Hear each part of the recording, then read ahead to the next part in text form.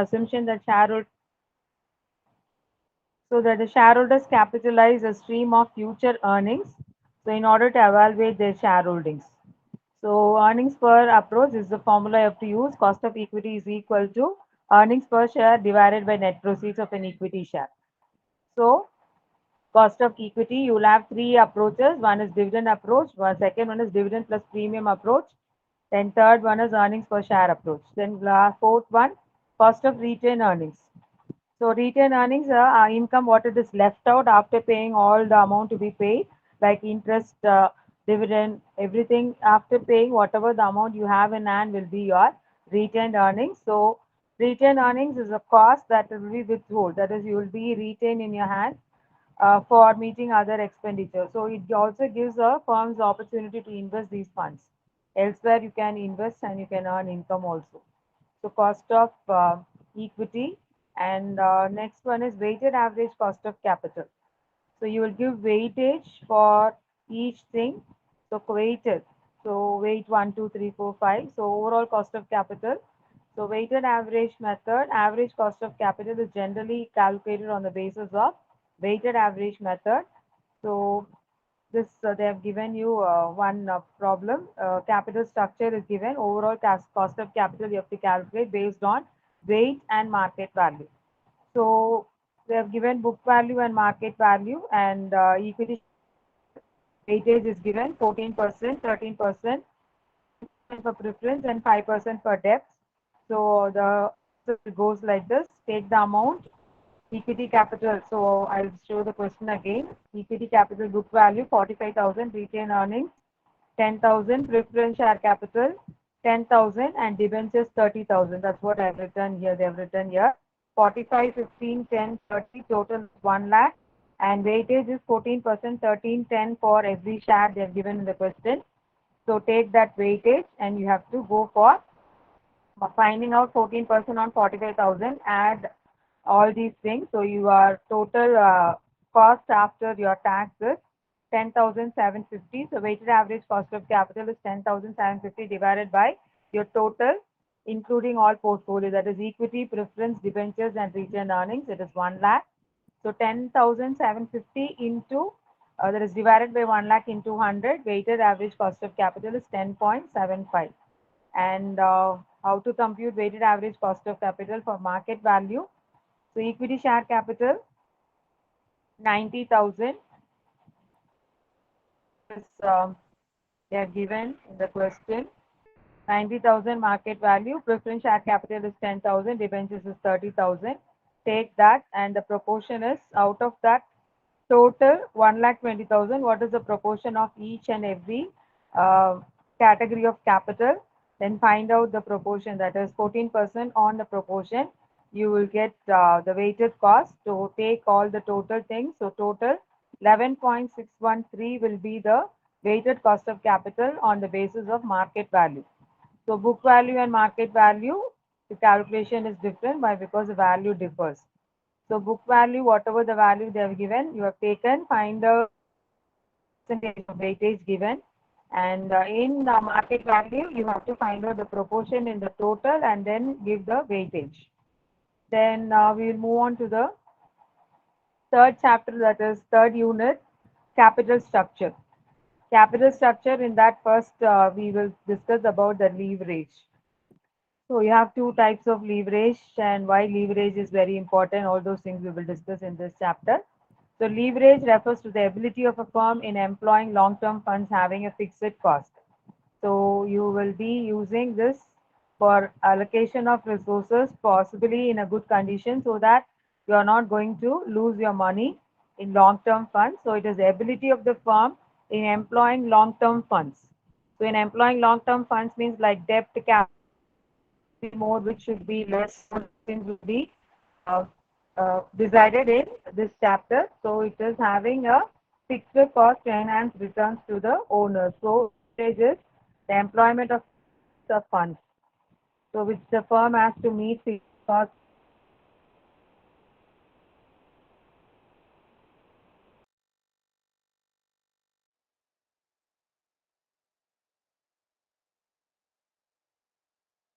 I don't think we can hear anything in last 2 minutes. Last 2 minutes we can't hear anything.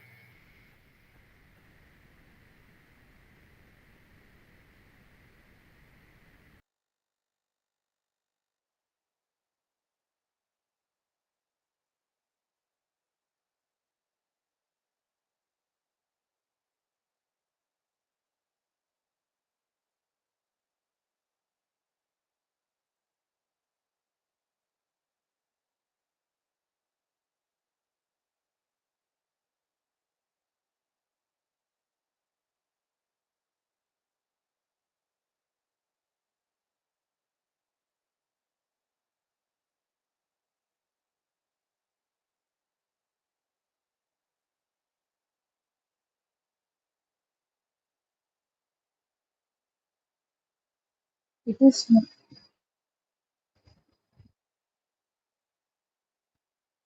it is same like theory part. I can't understand the sums. I feel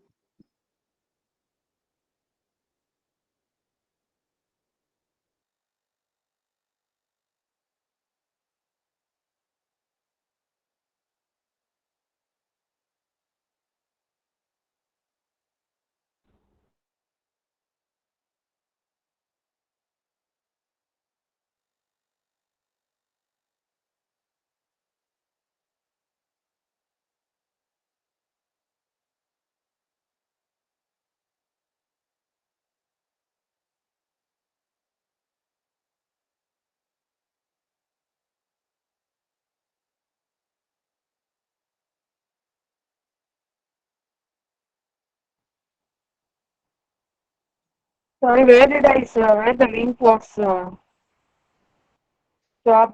Can you tell me the point? Anyone? Where did I stop? I got disconnected, I think. Starting leverages, ma'am. Leverages. Okay.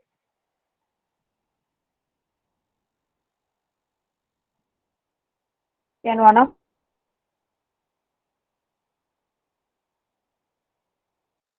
WhatsApp?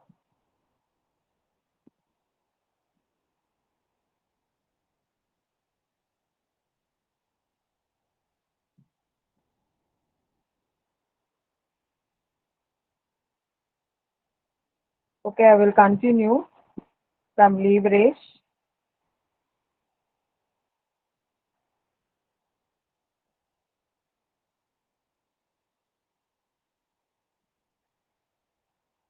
So again, I will continue with leverage again. So what is leverage? Leverage is the ability of the firm to use your resources. That is what leverage is. Now can you hear? Yes, ma'am. Okay. So it is optimal use of any resources in your organization. So that is what leverage is, the ability of the firm to employ long-term funds having fixed cost. So that leverage will be helping us to employment of funds in a proper way so that you can increase your revenue. So the types of leverages, you have three types: operating, financial, and combined leverage. Operating leverage will be concerned with operations of a firm, and financial leverage is how to use your depth in your uh, funds allocation. And total leverage or combined leverage is a combination of both the financial and operation. So operation leverage will be relating to sales and profit variation. So a small amount of change in sales will be having an impact, more impact on profitability. So these are the three types of, again, I will repeat, leverage is not is a usage of employing, or it is a how to employ your long-term funds, which will be making us to get more revenue. That is related to the owner. That is what we are going to discuss. Leverage.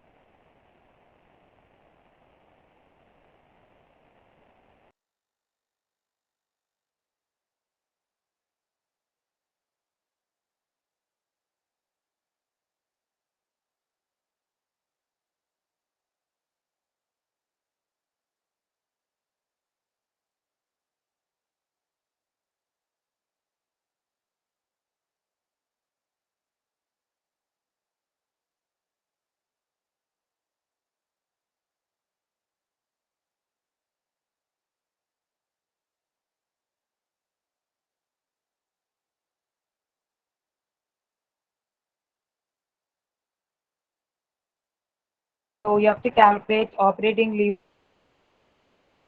or combined leverage. So this is a formula we will be using. Operating leverage is equal to contribution divided by earnings before interest and so contribution in this question they have given 2,50,000 for X company and 5,60,000 for Y company divided by earnings before interest and tax. It is 1,12,000 and 2,80,000. So 2.14. That is operating leverage is equal to contribution. There is a formula you have to substitute. So operating leverage contribution divided by EBT earnings before interest and tax. For X it is 2.14. 2. And the next one is leverage. Financial leverage, we will be using earnings before interest by EBT. So 12,000 divided by earnings before tax. So earnings before tax, it is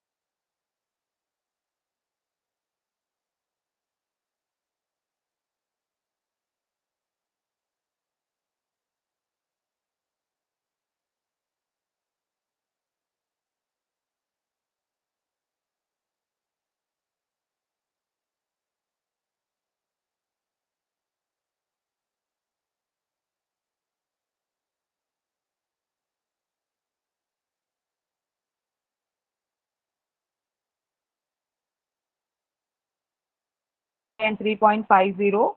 So overall risk is due to high degree of operating leverage. No, we lost you for last 2 3 minutes, ma'am. For What you were financial saying? Ma'am, leverage, ma'am, We could you lost you again. explain from the types of leverage? Because okay, I will it is continue. muted, ma'am.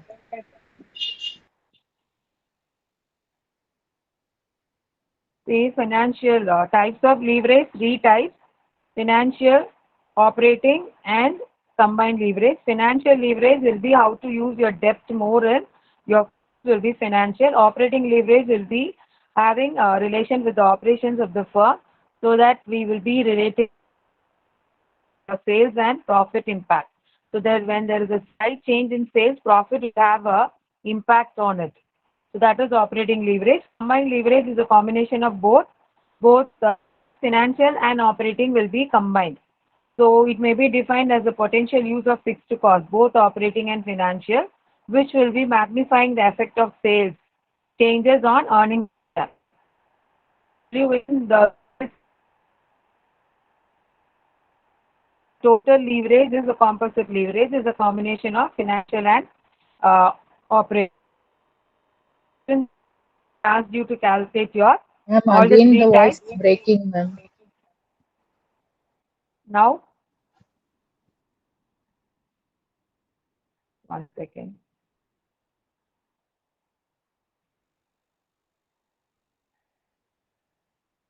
Shall I start again with the question? Explain the combined leverage.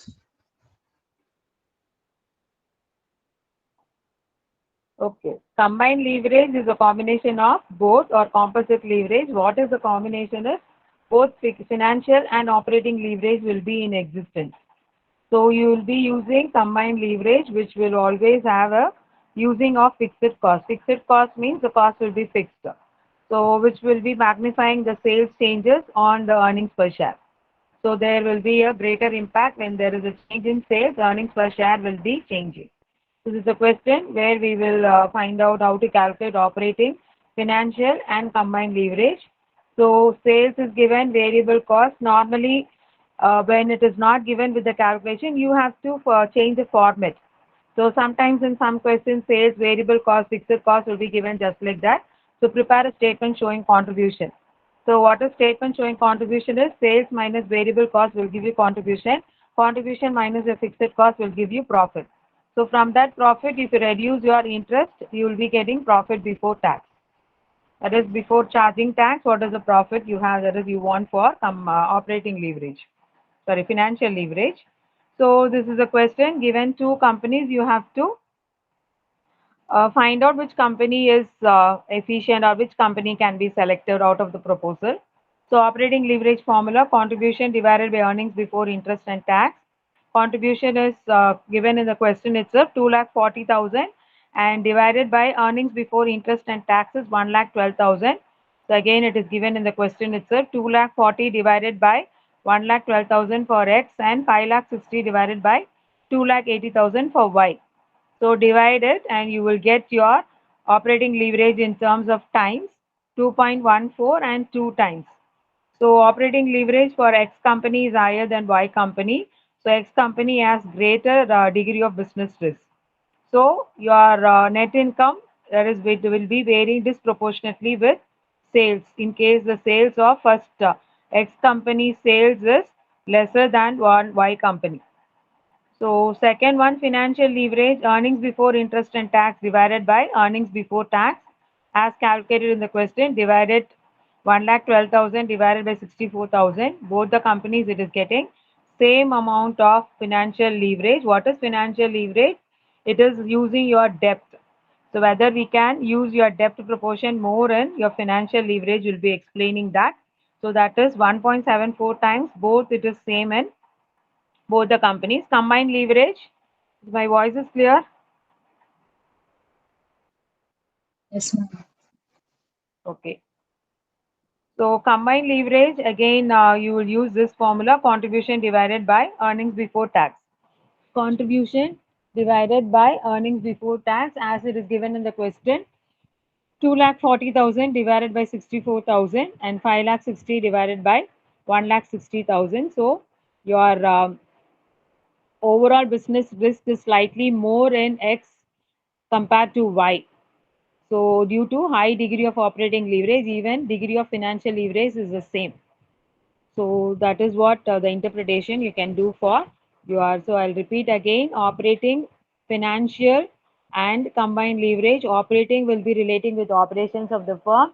Financial will be dealing with your usage, whether we can use more depth in the capital structure, and combined leverage will be giving more importance to the fixed cost by combining operating leverage and financial leverage. So leverages will help you to decide what is the proportion of your capital. And the next lesson, next topic in I think third unit itself is capital structure. So capital structure, it represents a mix of different long-term sources of funds. So what is the proportion of your capital structure? So usually you must have seen in the balance sheet your long-term liabilities. So what is the proportion in which we are going to have a long-term liabilities for your organization?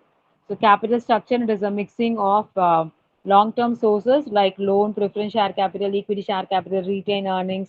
Sometimes it is given as reserves and surplus or profit. So that is what the capital structure is, representation of a combination of long-term sources of funds. And capitalization refers to the total amount of long-term funds employed by the firm. So you are, for your firm, you have to decide your combination of your sources of funds should be decided by you, whether your debt is going to be more or capital is going to be more. If capital is going to be more, preference capital proportion is how much, equity capital is how much. So that is what we have to go discuss in this chapter. So financial structure means the composition of entire liability sides of the balance sheet. So liability side of the balance sheet, we know we divide into two long-term and current liabilities. So current liabilities for a shorter period, long-term liabilities for a longer period.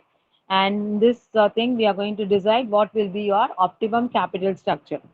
So optimum capital structure is a combination of debt and equity that leads to maximization of value of the firm. So when you want to maximize the value of the firm, you have to decide your optimum capital structure should be always determined, and you should also try to minimize your overall cost of capital.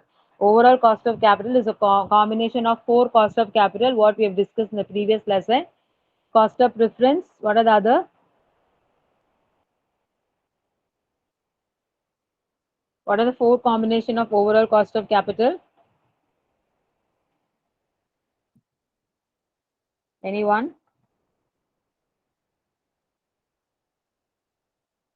Cost of preference capital, cost of retained earnings, cost of equity capital, and cost of debentures or debt.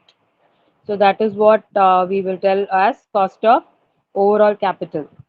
So optimum capital structure. So what are the various determinants of capital structure? So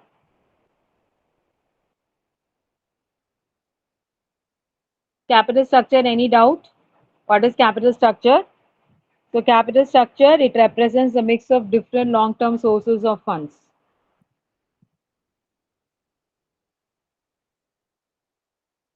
Okay.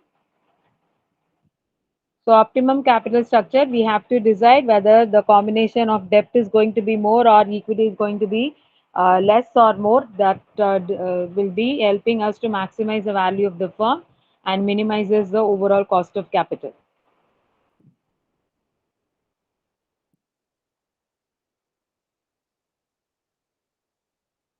Any doubt on this?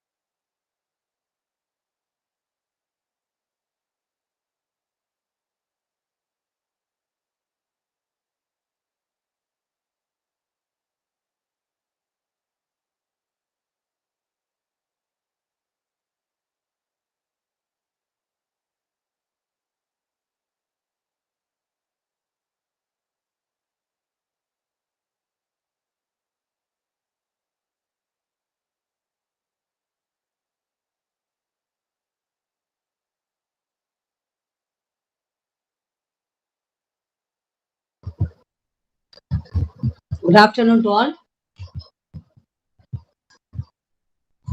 Good afternoon. Good afternoon, ma'am. Okay.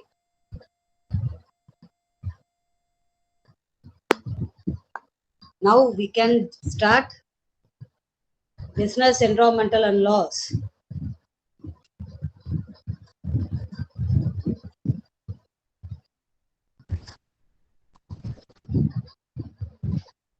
It's visualize. Yes, ma'am. Yes, okay. It's audible. Yes, ma'am. Okay. Okay, last class we discussed mainly what is meant by contract, offer, acceptance, essential elements of a valid requisites of contract. Okay, it's clear. Then each and every one contract must be valid. No, which, ma'am, To fulfill which unit? yes, Which unit you are teaching? Which unit you are teaching? Which unit? the same third unit continue. Third unit. Okay. I would also like to. Okay. Okay. I would also like to inform you. The chat has been disabled, which is not the correct thing. But somebody, I think, director or somebody has disabled the chat, which is not a good thing because we can't now communicate. We will have to disturb you every time through voice. Maybe the chat was slightly uncomfortable, so chat has been disabled. So I'm just informing you because you are the faculty, so I'm informing you. Okay, ma'am, thank you. Okay. Then so requisites for valid contract is offer, acceptance, consideration, lawful object, legal relationship, legal formalities. Yes. Okay. So now I will continue the classification of contracts. So contracts are classified normally three categories. The first one is validity, second one is formation, and third one is performance. But according to the validity means the contract must be enforceable by the law. Okay. So in according to the validity base, the first one is valid contract, VALID. Valid contract means to fulfill all the legal obligations, both the parties, either buyer or seller. So both the parties are completed all the legal requirements. It is called a valid contract. Then second one is void contract. Void contract means there is no create any legal effect or legal relationship because sometimes the contract subject matter based on the impossibility and the illegality. So the illegality and the impossibility cannot arise any legal relationship or legal effects. It is called void contract. The next one is voidable. VOIDABLE. Voidable means which is enforceable by the law, but at the option of the any one parties. For example, sometimes contracts are made by forcible. So one party is willingness, the other parties are not accepted that type of contract. So this type of contracts are called voidable. The next one is illegal agreements. Well known that illegal agreements means against to the public policy and the immorality activities. So the Indian Contract Act or the government to permitted this type of contract. The last one is unenforceable. Unenforceable means it is not enforceable by any law in our country. Okay. So the validity based on void, valid, voidable, illegal, and unenforceable. The second one is formation. The contracts made by formation. Formation that is creation. It is based on creation. There are four types. One is express contract. Second one is implied contract. Third one is quasi contract. Then fourth one is e-commerce contract. The express contract means it is used oral format or using by words or written document. So it is called the express contract. Okay. So both the parties are enter into a contract, making some written document. Then second one is implied contract means doing some actions. It is not used any spoken words or written documents. Okay. Can you give any example for implied contract? Implied contract.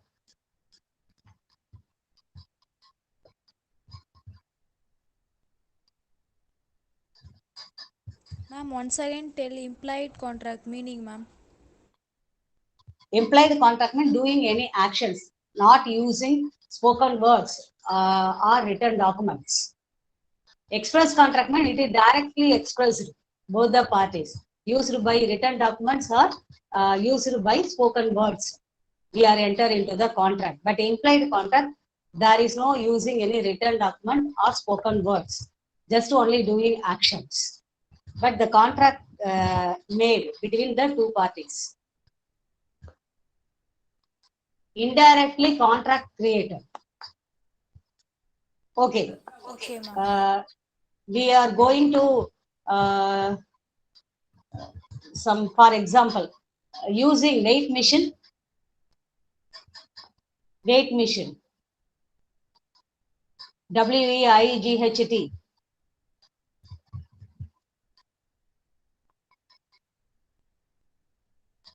Okay. Then vending machines, coffee vending machines, tea vending machines, chocolate vending machines.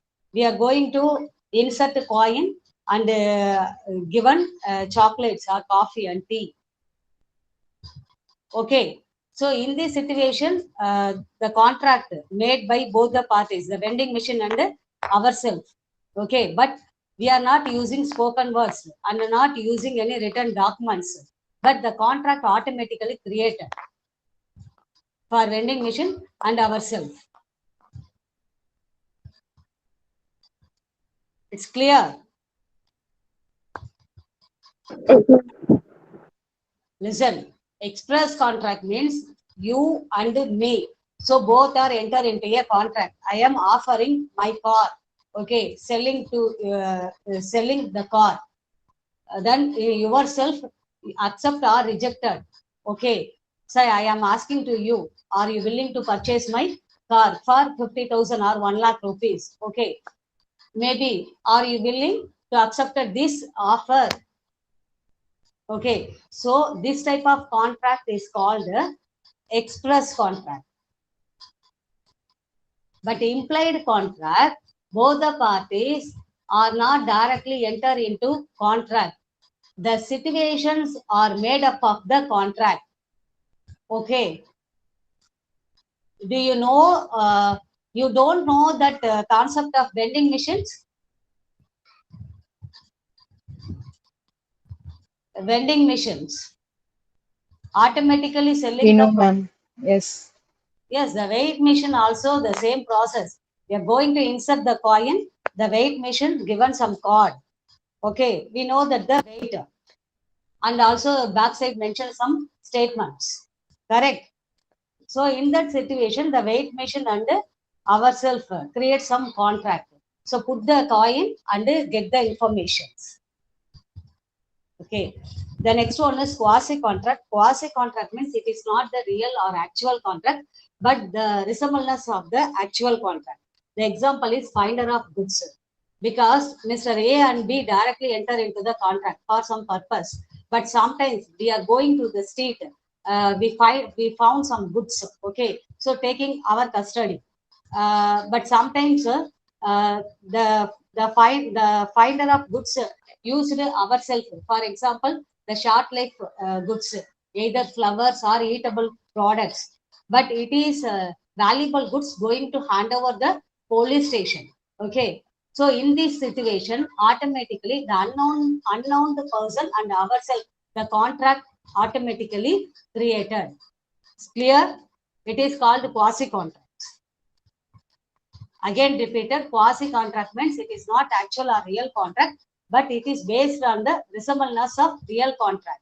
The real contract means A and B directly meet, create contract. Okay, for selling some goods and buying some goods. It is real contract. But sometimes the situation created the contract. Okay, so we are going to street to found some goods. Okay, taking our custody. Automatically, ourselves and the third person, the contract created. It is called the quasi contract. Okay. The last one is e-commerce contract means contracts created through the online or network. It is called the e-commerce contract. Any doubt? No, ma'am. Are you teaching from the textbook which Pondicherry University has given, or these are different details? Sir, all the concepts are covered in your Pondicherry University. Okay, but we collected information from additional materials. Okay, but the concept and the content are same. Okay. No, that is all right, but the book itself should be revised. No, if you have found additional material, then that should be added in the book itself, so that we don't refer to many sources. As you know, ma'am, on contract there are 1,000 books in the market, but the Contract Act is same. Contract Act 1872 is same, but books are 1,000. Either you teach from the Bear Act so that we can refer to that. So just a submission to you, because different material will confuse us, and we are Sir, distance we are not education people. using different materials. Sir. We are telling the same concept and the content. Okay. So no changes. Going to refer your subject materials. Okay. Okay. The next one is based on performance. Based on performance means at the time of executed the contract. The first one is. So executed contract means both the parties are completed their obligations, all the legal requirements. In executive contract means try to attempt to complete the contract in future. Okay, already I told, for example, agricultural commodities. So we are enter into the contract for agricultural commodities to take for some times. Okay, waiting for some times, because the agricultural commodities is to growth and ready to for the particular period. Okay, it is called the executory contracts. Okay, now we conclude that classification of contract is on the basis of validity, the next formation, the next performance. Okay, the performance is executed contract. Executed contract means both the buyer and the sellers are completed all the legal requirement. So passing the goods and given money, contract is over. Executive means one party is completed the obligation, the other party is waiting for future. Okay, example is agricultural commodities. Okay, so the kinds of contract is over. It's very, very important question. The next one is consideration.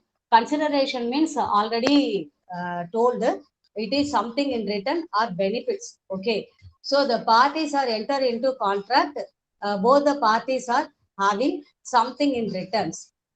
In buyer point of view, the commodities are received. In seller point of view, the money has to be received. So both the parties are having some benefits. It is called a valid contract. Okay, but sometimes a contract without consideration is void, because in Indian contract 1872 given some rules. So all the contracts having some benefits, having consideration, but sometimes the social relationship contracts are not having consideration. So in this case, so no contract, no consideration. The no contract, no consideration create only the social relationship, not legal relationship. Okay. So, for example, love and affection already told, any relationship, for example, father and daughter, father and son, okay, given packet money for the children, okay, it is based on love and affection, but the children are not returned, are not given to any benefit to the father, okay. So father only given packet money to the children based on love and affection, and friends also sometimes given gifted to dear friends. Okay, so there is no expectation from other sides. Okay, one side benefits. The next one, social services. Okay, sometimes we are helping the third persons, no expectations. The last one is charitable trust and the charitable institution, orphanages. So these type of persons are helping to poor people, though there is no expectation from, there is no expectation any benefit from other side. So this type of contract, it is called a social relationship contract, not for legal relationship. Maybe the legal relationship contract, it is called a business relationship. The business relationship may be enter into, both the parties are having some considerations. Okay, so this topic also over. The next one is performance of contract. Any ideas about performance of contract? Any ideas about performance of contract? Performance. Okay, performance of contract takes place when the parties to the contract fulfill their obligations. So arising under the contract within the time and in a prescribed manner. It is called the performance of contract. The performance of contract also two categories. The first one is actual performance. Second one is attempted performance. The actual performance is the contract is automatically completed. So both the parties are fulfill their promises and the obligation at the same time. It is called the actual performance. But attempted performance means it is similar to the executed contract. Try to complete the obligation. So one party is completed the obligation, the another person is waiting for the particular time period. Again, the same example for agricultural contracts. It is We called the can't, attempted contracts. and Okay. we can't, I can't read. This is handwritten, and that is also little out of the focus, so I can't read your handwritten note. And Hello. it is your handwritten note is not in focus, and since it is handwritten, it is not clear. Why don't you use typed PPTs? All the classes are using typed PPTs. You are using handwritten PPTs, and handwriting is not clear. I am not having laptop. Okay, use the mobile phone only. That's only I am written the document. Okay. Okay. Sir, lots of portions. Time it's very limit. So complete a portion today only the chance. Okay. The next one is discharge of contract. The discharge of the contract means termination of the contractual relationship between the parties that is free from the contract. So a contract is said to be discharged when it ceases to operate when the rights and the obligations are completed. So how it is discharged? So it is based on operation of law. Operation of law means sometimes the court order given instruction both the parties to completed your contract. Sometimes some natural situation, either buyer or seller to death. So in this situation, the contract are automatically completed. Okay, so operation of law, one of the way to discharge the contract. Then second one is lapse of time. So particular periods are over, the contract automatically closed. Then third one is impossibility situation. The impossibility situation also automatically closed the contract. The last one is breach of contract. Breach means that is broken. Sometimes problems are arising between buyer and the seller. So the contract are automatically cancelled. Okay. Again, repeat discharge of contract. Discharge of contract means free from the contract. Free from the contract means both the parties are completed the contract. Okay. So the contract are terminated at the end of the situation. But sometimes the contracts may be forcibly closed. In which situation? The first one is operation of law. Sometimes the court order closed the contract. Sometimes the time period is over, automatically the contract is closed. The third one is broken.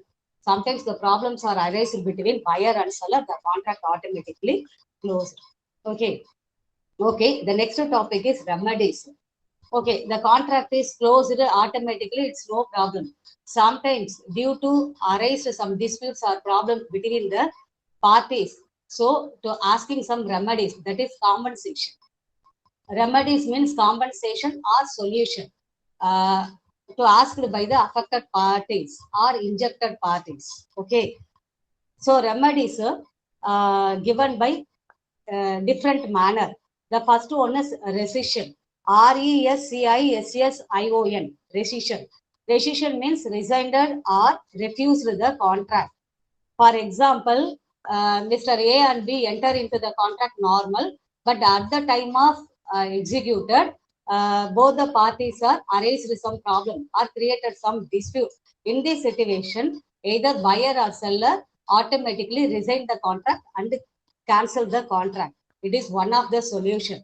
Then second one is damages. Sometimes the supplied goods are having some damages.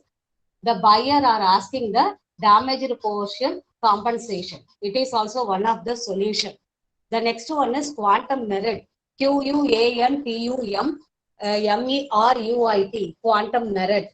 Quantum merit means as much as earned. As much as earned, for example, we are enter into the contract for construction building. Okay. But the construction building work is partially incompleted. So the house owner telling, okay, your work is enough. I am not continuing to the construction work. Okay. So what is the portions of works are completed? That much amount are received. This is called quantum merit. Okay. Again repeated, quantum merit. QUANTUM MERUIT. Quantum merit means as much as earned the remuneration or amount. As much as earned the amount are received means which portions of works are completed, that much amount are only given or received. It is called quantum merit. So this is also one of the solution. The last one is injunction. Injunction means that is the affected parties are filing the case through the court. Okay. So claim some compensation. Okay. This is the remedies for the discharge of the contract or broken of the contract. It's clear?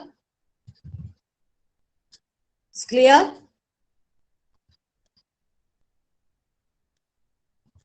Clear? Yes, ma'am. Okay. The next topic is contract of agency. We are well known that the agency and the agent dealers. Okay. For example, the consumers and the owners are not directly created link between the buying and selling activities. Okay. So the middleman and the agent only created the relationship between the owner and the customers. Okay. In marketing, owners are not directly selling goods to the customers or consumers. Okay. They are appointed some middleman and agent. So the goods are selling through the middleman and agent. This concept, it is called the contract of agency. Okay.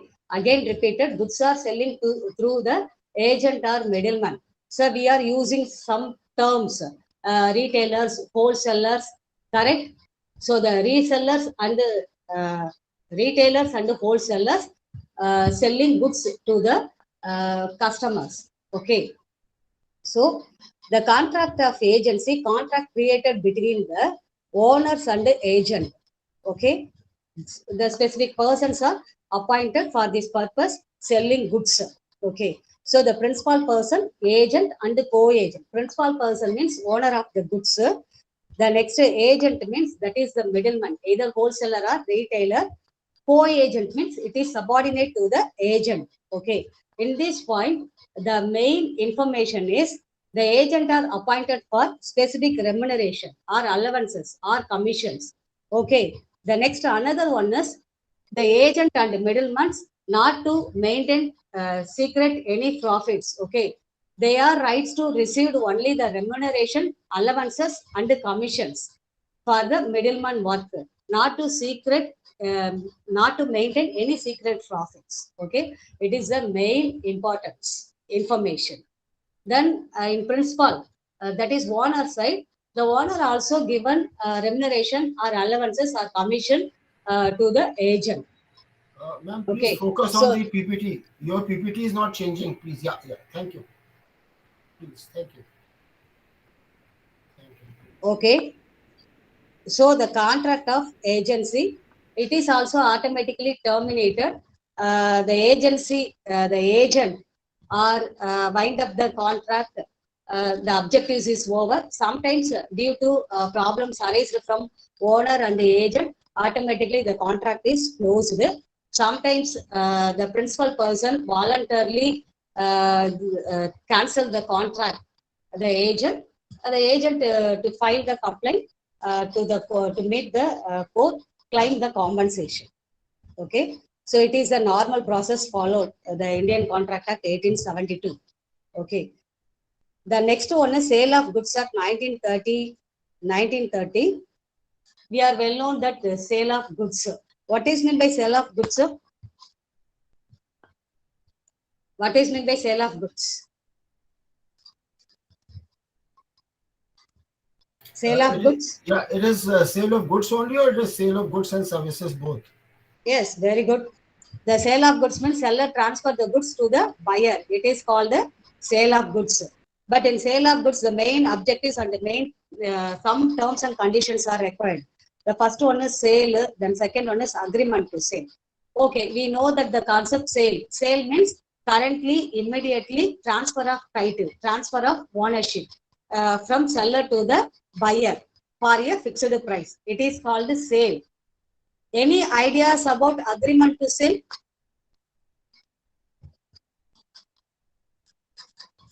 No, agreement to sale is okay, but unless the consideration is paid and it is enforceable by law, neither under Contract Act nor under the Sale of Goods Act 1930, which is nothing but derived from 1872 Act, is will be applicable. The agreement to sell means it is depends upon the future purpose. Okay. So again, it is also the example for milk, eatable product, the agricultural commodity. Sometimes it is construction of building. The construction of building, it is not easy work. It is not current process. We are enter into contract to complete the building, but that takes some more than 5 years, more than 2 years, 3 years. So waiting for completed the building work. Okay, it is called agreement to sell. Again repeated, the sale is one of the important concepts. Sale means it's a normal process. The owner of the ownership, the title of ownership immediately transfer from seller to the buyer. So all the requirements are over, the contract is over. It is sale of contract. But agreement to sell means it is future purpose. Okay, so we are enter into contract, but one party is completed the obligation, the other party is waiting for some time to complete the process. It is called agreement to sell. The another one is transfer. Definitely transfer the ownership. Okay, after completed the process. The next one is conditions and warranties. Okay, we know that the conditions. For example, we are buying some commodities in the wrappers, that is the packages, the labels contain the information. What are the ingredients are involved in that commodities? Then manufacturing date, expiry dates, owner dates, toll-free number, all are given. The next, how to use that commodities, given some instructions. So it is called the condition. We know that. Okay, but what is meant by warranty?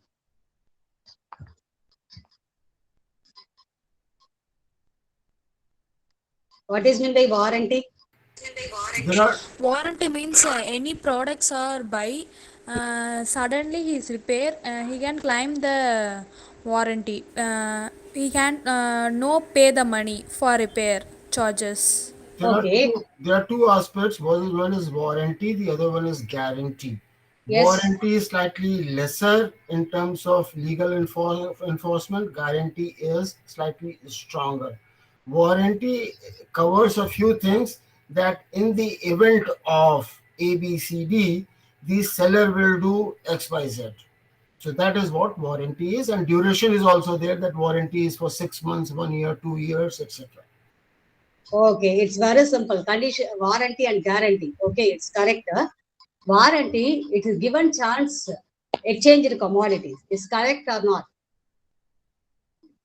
Warranty exchange the commodity, but guarantee is not available. The chance for exchange.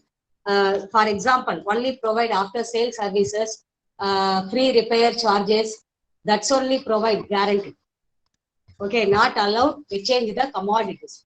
Once it is purchased, so given some after sales, for example, fridge, washing machine, we are buying. Okay, so the company telling given guarantee for 3 years, 1 year. Sir, use 3 times free service after sale service. Some free repair charges. It is called guarantee, but warranty means exchange the commodity, repair commodity. It's clear? Yeah, ma'am. But this Yes, ma'am. warranty, guarantee, etc., are now having different value. Why? Because 2019 Consumer Protection Act has come along with the rules 2020, and what is given there that overrides the, say, the warranty, guarantee, etc., given by a manufacturer. So just a point in that. Okay. The next one is unpaid seller. Some situation the sellers are not received money, only received advanced portion. The remaining amount are not received. So that situation it is called unpaid seller. In this situation, the unpaid seller stoppage is the transit. So the goods allowed are not to movement from the factory or warehouse places. It is called unpaid seller positions. Okay. So we are well known that the concept sales. Okay. So the seller have some rights and the buyer also have some rights. Especially the main rights is buyers asking the time delivery. Okay, and also asking quality product and proper packages, proper transportation. So this is buyer's rights, but seller rights received money is very important, and also carefully handling the commodities due to the transportation time. So they are the rights for buyer and sellers. Okay, the next one is partnership. So sale of contract is over. The next one is partnership. This is also the easy and the simple concept. We are well known that anyone telling what is meant by partnership. Partnership means two or more peoples are included in one agreement contracts.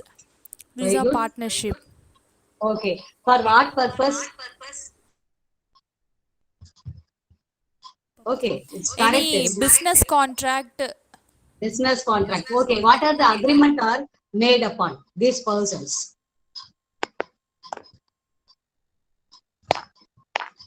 Share So capital. the partners also enter into the contract. Correct. Yes, ma'am. Yes, ma'am. They made some agreement between the parties. Okay. But what is the main subject matter? Profit. Yes. Profit. Profit. Profit. All the businessmen are motive only profit. The No, main thing is this is sharing the profit or loss. Okay. The main thing is sharing profit or loss. It is different from the other business activities. So partners are joined to start business. Some investment, some amount of money. But the main conditions is either sharing profit or loss equally. It is the main terms and conditions. It's correct? Yes, ma'am. Yes, either profit or loss, but we are sharing equally. But sometimes the terms and conditions differ. For example, it is based on the proportion. For example, one person are invested 1 lakh amount, the other person is invested in 5. So the partners are divided the profit or loss 1:5. It's correct? no. That This is is as no, ma'am. This is as per the agreement. There could be a partner who has not invested any money, any capital, but still has 50% share. So it depends on the agreement. What are the terms they have agreed to? That is why there is a partnership agreement. partners are joined to start a business. So invested some amount of money, but always not partners are not ready to invest an equal amount. Okay. So normally the terms and conditions only equal either profit or loss, equally shared. But sometimes it is differ from the portion of investment.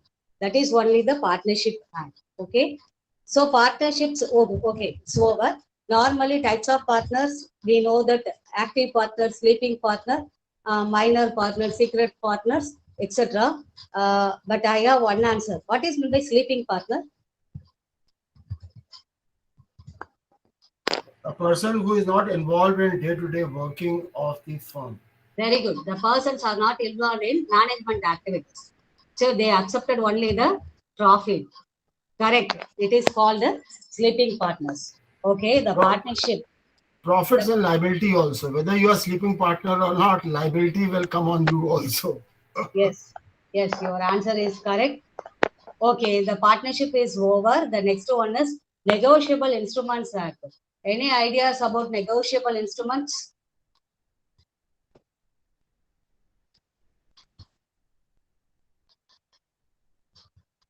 Negotiable. Negotiable means transfer from one person to another.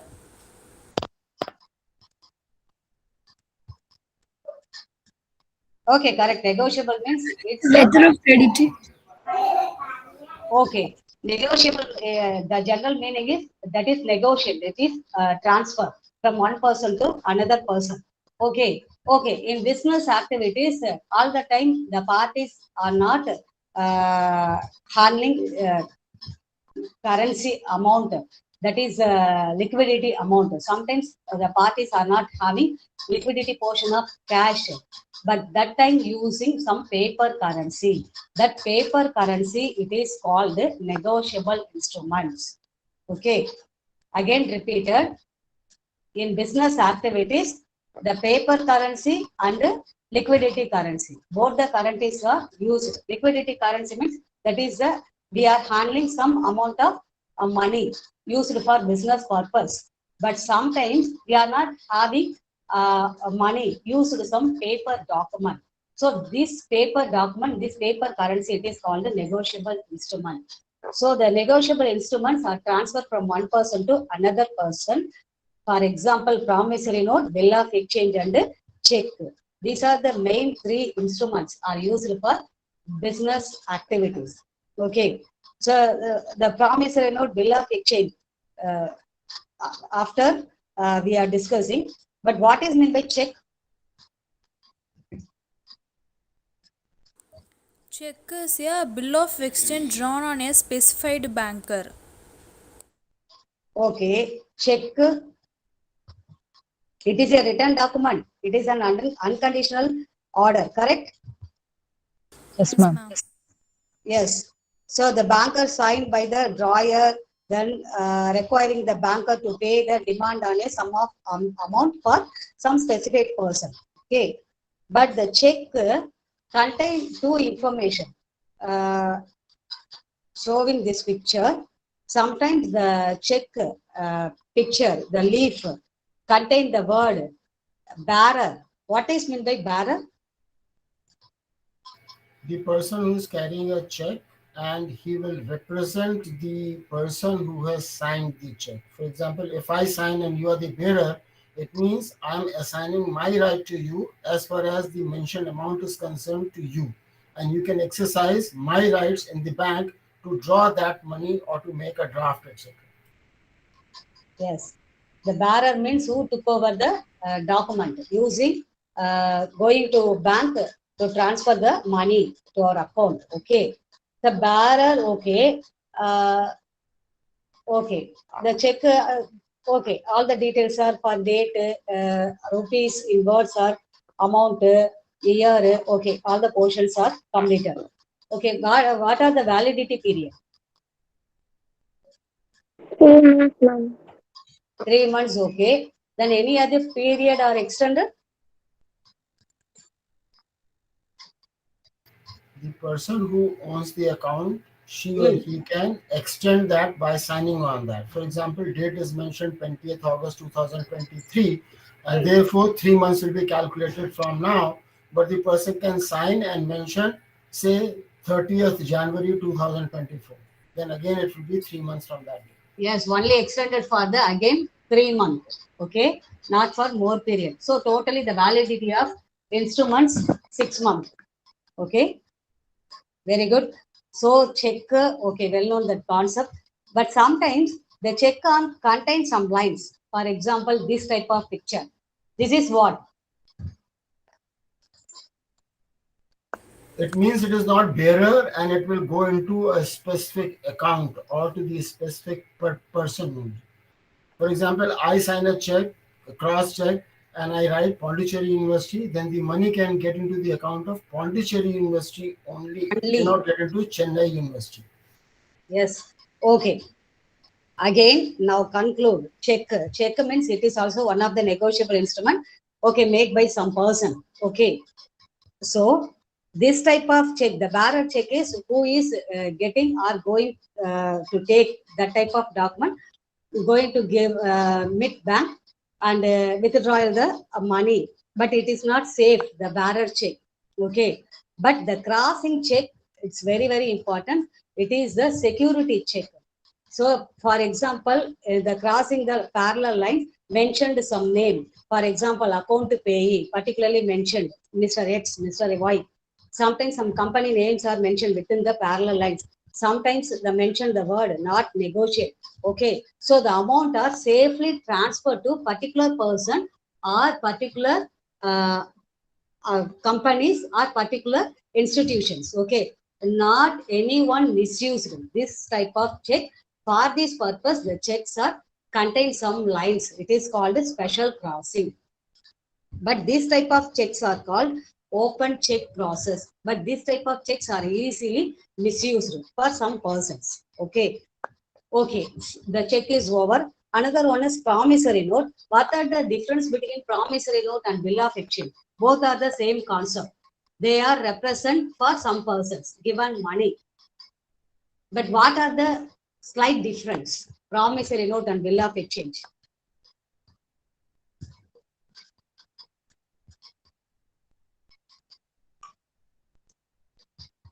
Any idea? What is meant by promissory note? Promissory note.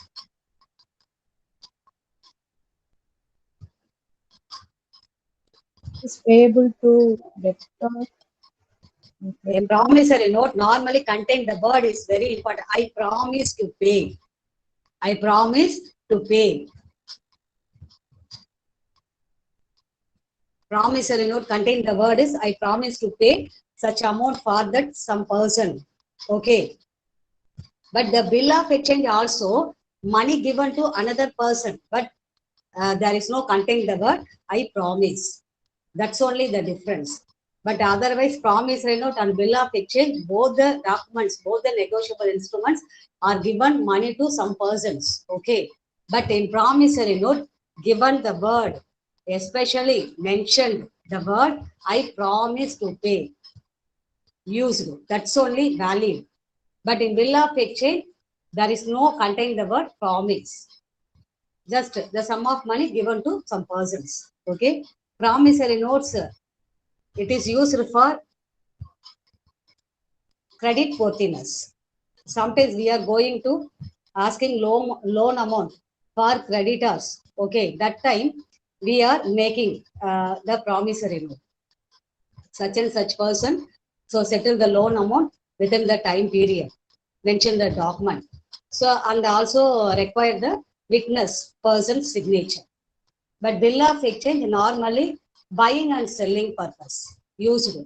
For example, we are going to buy some raw materials. So write the document, bill of exchange, such and such amount given to that person. I'm buying raw materials. Okay, it's clear. These are the three types of instruments are used for business purpose.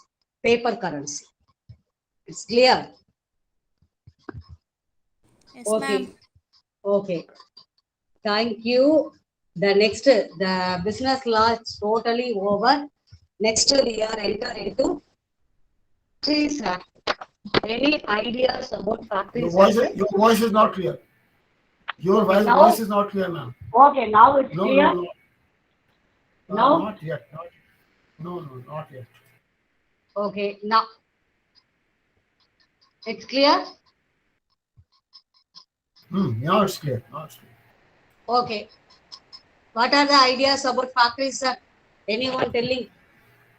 You're talking about 1948 Act, Factories Act 1948. Okay, whatever it is, the basic objectives of factories act. Why it is implemented? See, manufacturing happens, and manufacturing has a lot of people who are working there, machines are there, etc., etc. Therefore, there has to be a law to let everybody know how the factories will operate and who are the persons involved, what are the conditions, and what rights the factory persons have, the factory owner's responsibility, etc. Okay, the Factories Act 1948. It was enacted to protect the welfare of workers, nothing but welfare of workers in a factory by regulating employment conditions, working conditions, the environment condition, and the welfare requirements. For this purpose, various factories act are implemented. Okay, so again repeated, the basic purpose is protect the employees, protect the workers, and also given welfare facilities to the workers. Okay, So this is the basic concept and the basic objectives of Factories Act. Okay. What type of welfare measure facilities provided?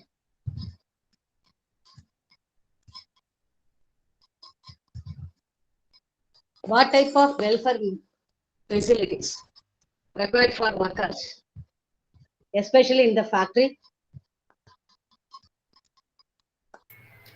For example, toilet should be there, Safety. safety should be there. Yeah, yeah. Good.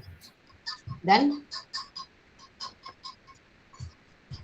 okay, normally we are working survival in different working places. Wages. Yes, very good. Different working places, correct. The office and the IT companies, the school teacher. Okay, it's a 78% safe, no problem. But in the factory, it's very dangerous place. Okay, so the workers are involved in the dangerous works. So workers are expected some facilities, especially in, for example, health purpose. The health purpose is sometimes the workers are involved in chemical manufacturing, iron rod manufacturing, glass manufacturing work, so etc. etc. So they are involved in the both skilled and semi-skilled, unskilled peoples are involved in the dangerous work. So in this point of view, they are protecting and maintaining the health, okay, avoiding the health issues. So that environment is cleaning. And the next is safeguard measures, having safeguard measure. For example, using some fencing, the distance are keep up from the machines and the dangerous equipments. The next one, lighting facility, very, very important. The next, ventilation facilities are required, maintaining the temperature. For example, in NLC, the peoples are working, they are severely affected the heat temperature. It's automatically affected the health. So maintain the temperature, it's very important. The next one is water requirements, both cleaning and drinking purpose. The next one is restroom. It's very, very important. Okay. So these are the purpose, these are the welfare measures or But, protect the workers' ma'am, health condition. Then but second ma'am, one is but ma'am, safety. The second one is safety. They are required the machines be properly fenced. Okay. What are the safety measures? ma'am, what is the point of now Factories Act in 2023? Because most of the people are working from home, and service industry has come in, IT information technology has come in, BPOs have come in, banks have come in, where Factories Act does not apply. For example, people who are working from home, they are not covered under Factories Act. So whatever they have to arrange, they arrange on their own. So what is the point about this? Can you explain? In your syllabus covered 1948 and updated 1964, 1988, 1992. Okay. But normally Factories Act are telling whatever it is 2023 or 22, especially mention the safety measures provided to the workers or employees. Okay.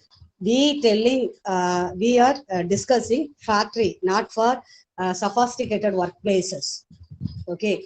We are discussing factories. Okay. The next one is safety measure. If it is a factory is chemical, they have to wear the gloves. So the safety Very good. measures Very must be good. there. Very good. Helmet, sometimes wearing glasses, protect eyes and shoes. Okay. They are avoiding the hot temperature. Okay. Exactly. Very good. The next one, providing the cotton cloth. Correct. Because the nylon and the polyesters are not used. It is dangerous cloth. So that's only in factory during working time. The employees and workers are wearing cotton uniforms. Okay. It is for example, due to met accident, it easily cut from the machine. Okay, clear, correct. The next one is welfare missions. For example, washing facilities needed, sitting places. Sometimes we are some health issues, but otherwise take some rest period. So sitting places or arrangement. The next one, first aid facilities. It's very, very important. Okay, to having first aid materials. The next one is shelters. For example, the construction work and the mining works, the people are worked in the open places. Okay, for sometimes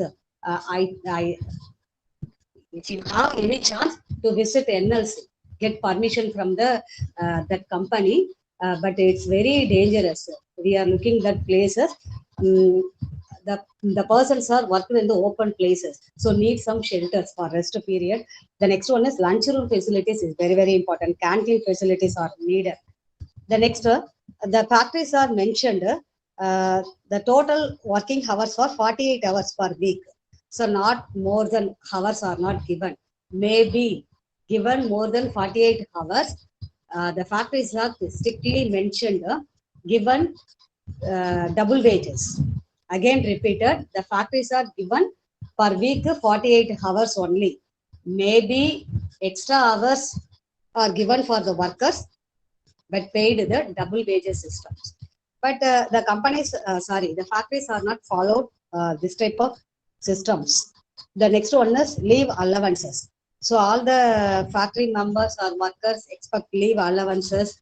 The next medical benefit allowances, transportation allowances, uniform allowances, washing facilities allowances, ESI benefits, PF, etc. Okay. So the Factories Act are mentioned. These type of allowances is given to the workers. The next one is penalties.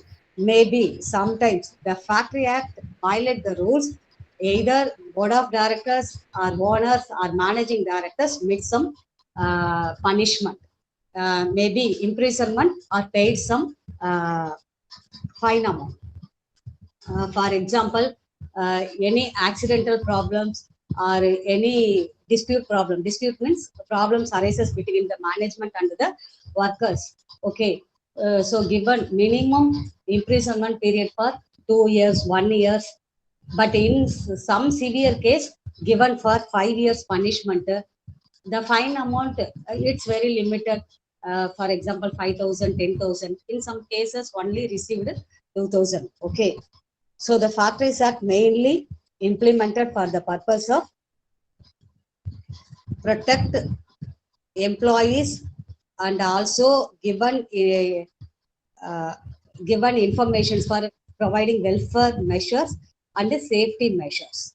Okay, Ma'am, so the Factories Act is over. no, The ma'am, law, many yes. states in India have already suspended or put the Factories Act 1948 in abeyance. In the sense, all these details are not applicable in those states because it is a state subject. Through their assembly, they have enacted a law that for 3 years these rules will not be applicable, and they said that they are doing it to attract foreign investment in those states. So that is also a part about it. So many states workers have no right under Factories Act because the act itself has been suspended. Okay. The next heading is Industrial Disputes Act. Disputes means the problems and uh, grievances arises between the industries and the workers. It is called industrial disputes. Okay. So normally all the industries and the factories are required peaceful work environment and peaceful work situation. But sometimes the problems are automatically arises between the workers and the industrial places. For the time, we are following some rules and regulations, avoiding the problems and the disputes. Okay. The first one is we are creating awareness the labor laws. So in the India's all the factories and the industries having labor unions, okay, trade unions, okay. So due to arise some problems, the trade unions and the labor union leaders are involved, so solving that problem. But sometimes they are specifically appointed some tribunal. Tribunal means courts, okay. But sometimes we are solving problems within the factory, within the industry. But sometimes the problems are severe, so solving through the court only. Okay, so regulate the labor laws and create awareness, labor laws. The next one, good working relation. It's very important. That is the harmony relationship between the industries and the workers. So that's only the every works are going smoothly and also earning high profits. Okay. The next one is we are using skilled and unskilled workers. Both skilled and unskilled workers are expected the reasonable payment, wages, salaries, allowances, etc. But sometimes they are also expected some awarding and rewarding. Okay. So the industries and the factors are ready to some uh, perquisites. Perquisites means providing some individual house, providing security facilities, providing free gas delivery. For example, sometimes allowed foreign tours. Sometimes they are allowed going to enjoy some, for example, entertainment club, but the charges are paid by management. So this is the way to encourage or motivation the employees and workers. Okay, because the employees and the workers need the peaceful situation. The peaceful situation and the peaceful environment only helpful to maintain the work smoothly. Otherwise, the work peoples are having some pressures, are uh, physically affected and mentally affected. The workplace are created some problems. Okay, this is the main important. The next one, and also avoiding strike, layoff, lockout, closure. So normally we know that, especially in during festival season, now coming Diwali season, so all the transportation companies and the medical, okay, the salesman, whatever it is, all the persons are asking bonus. Okay, so this time, that time, creating some problems between the owners and the workers. Okay, the next one, officer. Sometimes we are appointed some proper officer. The officer name, it is called the licensing officer. The licensing officer is the middleman to solving the problem between the owners and the workers. Okay. So these persons are handling the problems. Both the parties are equally. So not for partiality. The next one is tribunal, already told, that is the court. Sometimes the problems are not solving within the organization. We are moving enter into the court. The next one, the problems normally arises based on the wages, the next payment schemes. Okay. The another important is problems are arises sometimes welfare facility measures.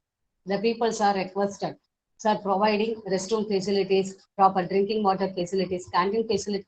Nowadays, all the factories and industries are also allowed crushes.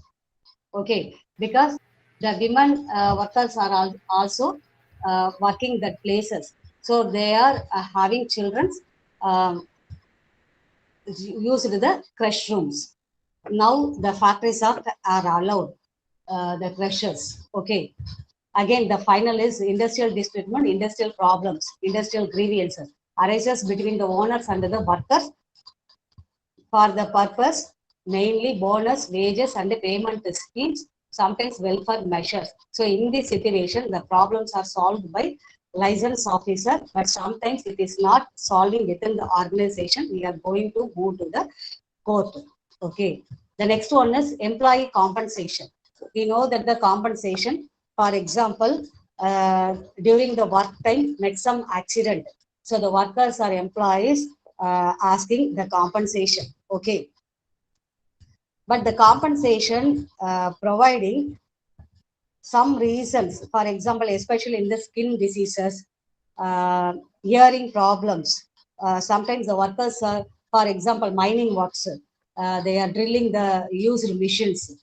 So noise pollutions, okay, it is severely affected our health. The next, some chemical industries created cancer issues. The next, met some accident. Okay, so due to this reason, people are expected the compensation amount. Normally, compensation provider, the current implemented act, for example, 50% of monthly wages. Any employee or workers or dies during met accident during the working hours, so they provide compensation amount is 50% of monthly wages or 80,000 rupees. It is the new amount, whichever is higher, given to the employees. Then next one is permanent disablement. Permanent disablement, the person not die affected physically.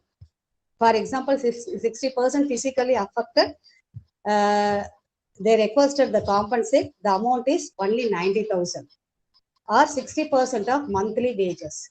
So whichever is higher, that amount only received. Again repeated, due to met accident, the workers or employees or death, especially strictly mentioned during the working hours, not for 3 hours or outside. During the working hours, any workers or employee met some accident within the factory, may be death. So the compensation amount is limit only 80,000 or 50% of monthly salary, whichever is higher, that amount only given the compensation. But otherwise, they are not death, but met some physical disablement. So in physical disablement, they are received 60% of monthly salary or 90,000 rupees, whichever is higher, received compensation. But sometimes insurance policy using. Ma'am, can Normally, you, factory and industries request all the persons are taking insurance policy. It is also used.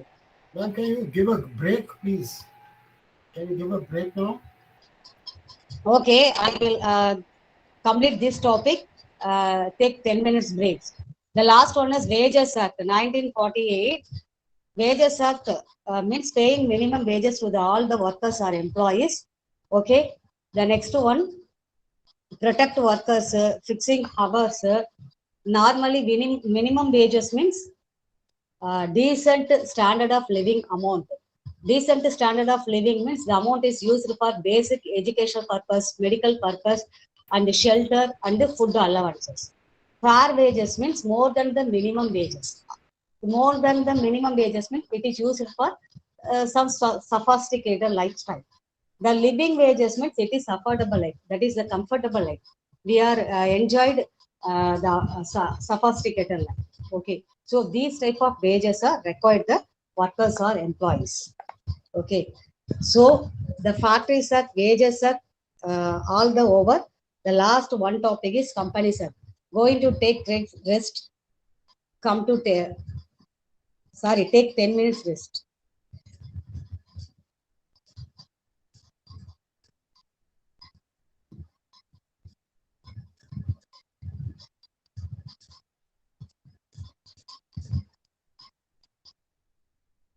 Could you send the notes to the WhatsApp group, ma'am?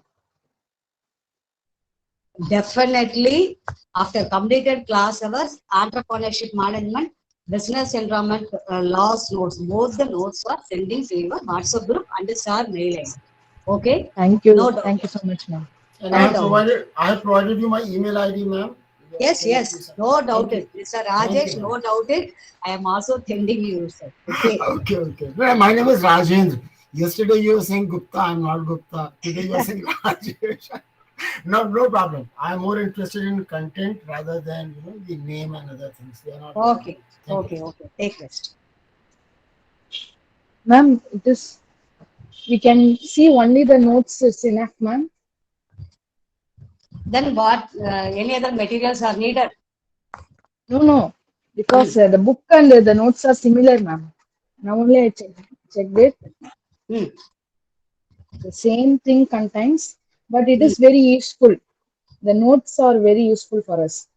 Thank you so much. My students are Yes, ma'am. telling me, ma'am, the short the hint are remember all the points. Yes, yes, yes. It, It is very it's very useful for helpful. us. The Yes, ma'am. PPT, sometimes PPT it's useful, but the PPT Yes, also the same the paragraph. Okay, but I am yes, only given hint to the student. It is easily remember all yes, those points. yes, yes, ma'am. Okay, that's only followed this system. But my handwriting is very poor. But what can I do? It's okay, Okay. ma'am. We will manage it. Okay, but next time I am going to purchasing laptop in short period. Typing materials I am providing. Okay, Okay, ma'am. Thank you, ma'am. thank you so much.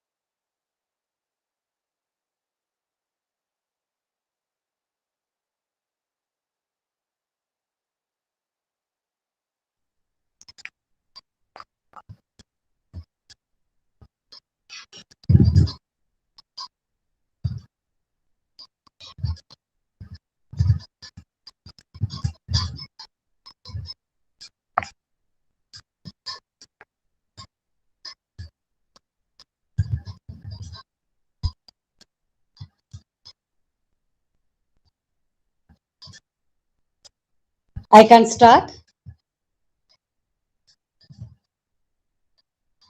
Yes, ma'am. Okay. It is visualized.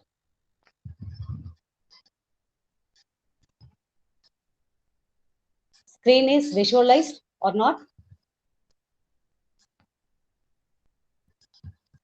Yeah, something is visible. The handwriting is not clear, but something is visible on the screen. Okay. The Companies Act 1956, it is visualized. Yeah, but now we have 2013 Companies Act, no? 56 Okay, is okay. I know, almost. I know. I Okay. know. Wait, wait. Okay. Okay.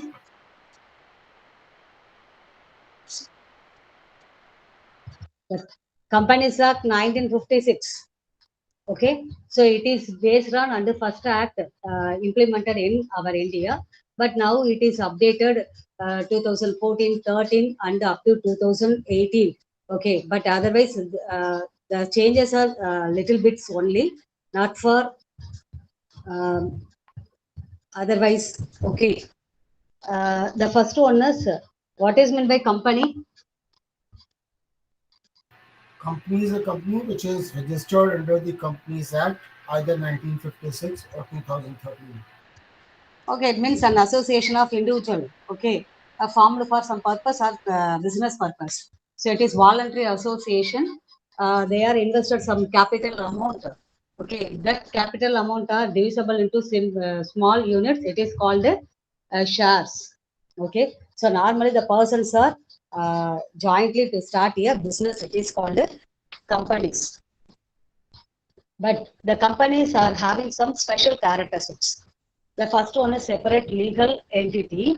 The separate legal entity means, for example, a company formed and registered under the Companies Act. So it is a distinct legal entity that is get some freedom. Okay, so it is a creation of law. Is sometimes called the artificial person. So the artificial person having invisible and intangible characteristics. So it is a legal person. So the companies are doing activities freely. That's only companies are having some separate legal entity characteristics.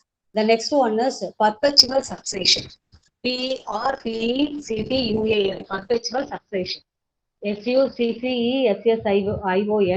It means that is never dies because the company has an artificial person, so it never dies. Its life does not depend on the life of its members and the shareholders.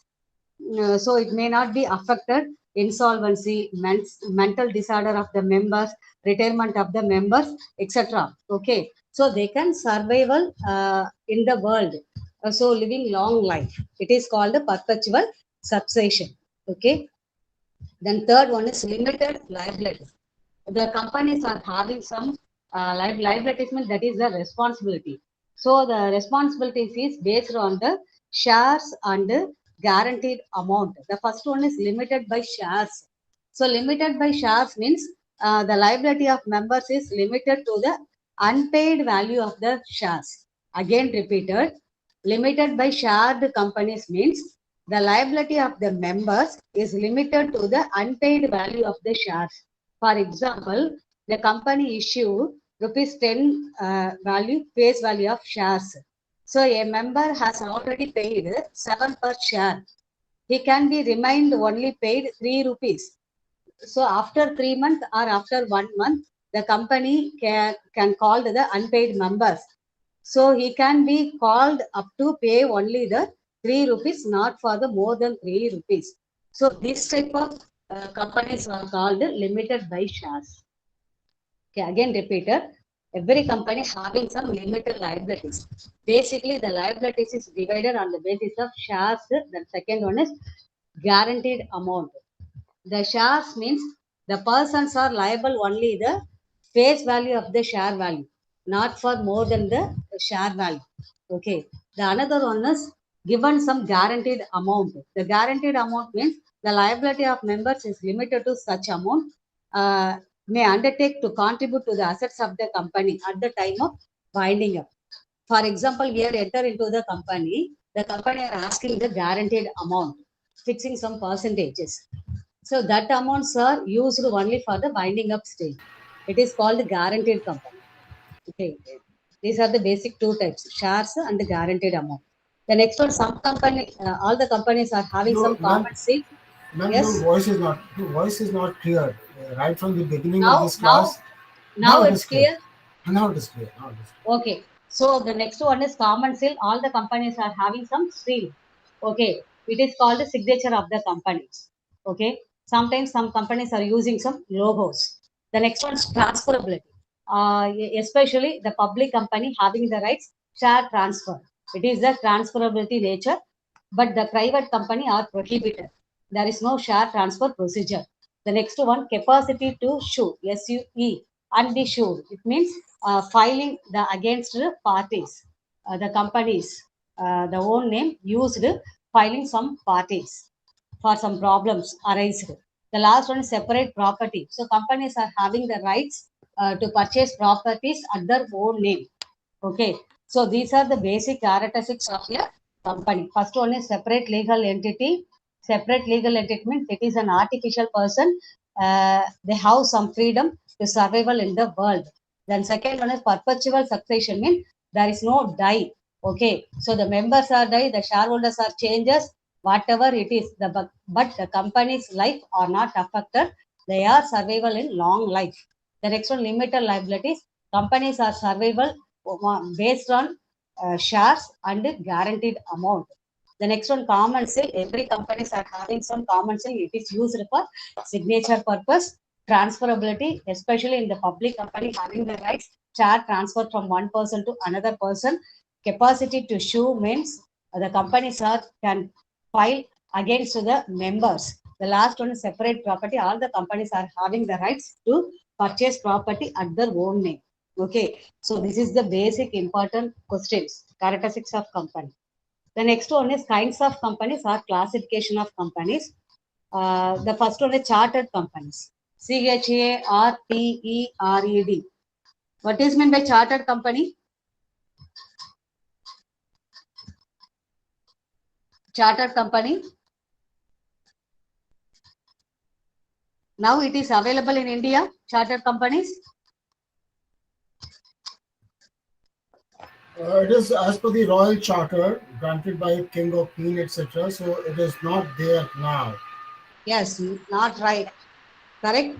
Now a period, this type of companies are not allowed in India. Chartered companies means these companies guaranteed by the king or queen of your country. So it is called chartered companies. For example, Bank of England East India Company. Okay. Once upon a time, it is survival.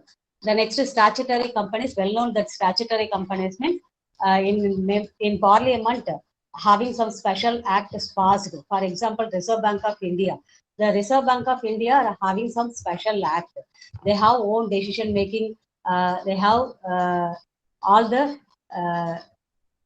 things. Okay. Then State Bank of India. State Bank of India are also having separate act. The next one is insurance company, especially LIC, Life Insurance Corporations of India. So these type of companies are having some special act. So there is no interference between any other person. Okay. The next one is registered companies. Registered companies means any companies are registered. Some companies act. For example, companies act 1956, 2022, 2023, 2014, 2013. Okay, registered by some companies act. It is called registered companies. So nowadays, Tata Concern, it is a registered company. The next, Anil Ambani, Mukesh Ambani, Ambani Brothers company is registered. All the companies, either private or public, all the companies are registered by any called registered companies. Okay, the next one limited by shares. Uh, just only we are discussed limited by share. The companies are run by share amount. The next limited by guarantee. Companies are run by fixed guaranteed amount. The next one a foreign company. The companies are registered outside India. It is called foreign companies. The next one private companies. The amount are invested own money or friends and relatives money, not for public money. So it is called the private company. The last one is a public company. Public company means the amount are required from the public. Okay, deposit from the public. That amount used for the company's business activity. So it is called a public company. Okay.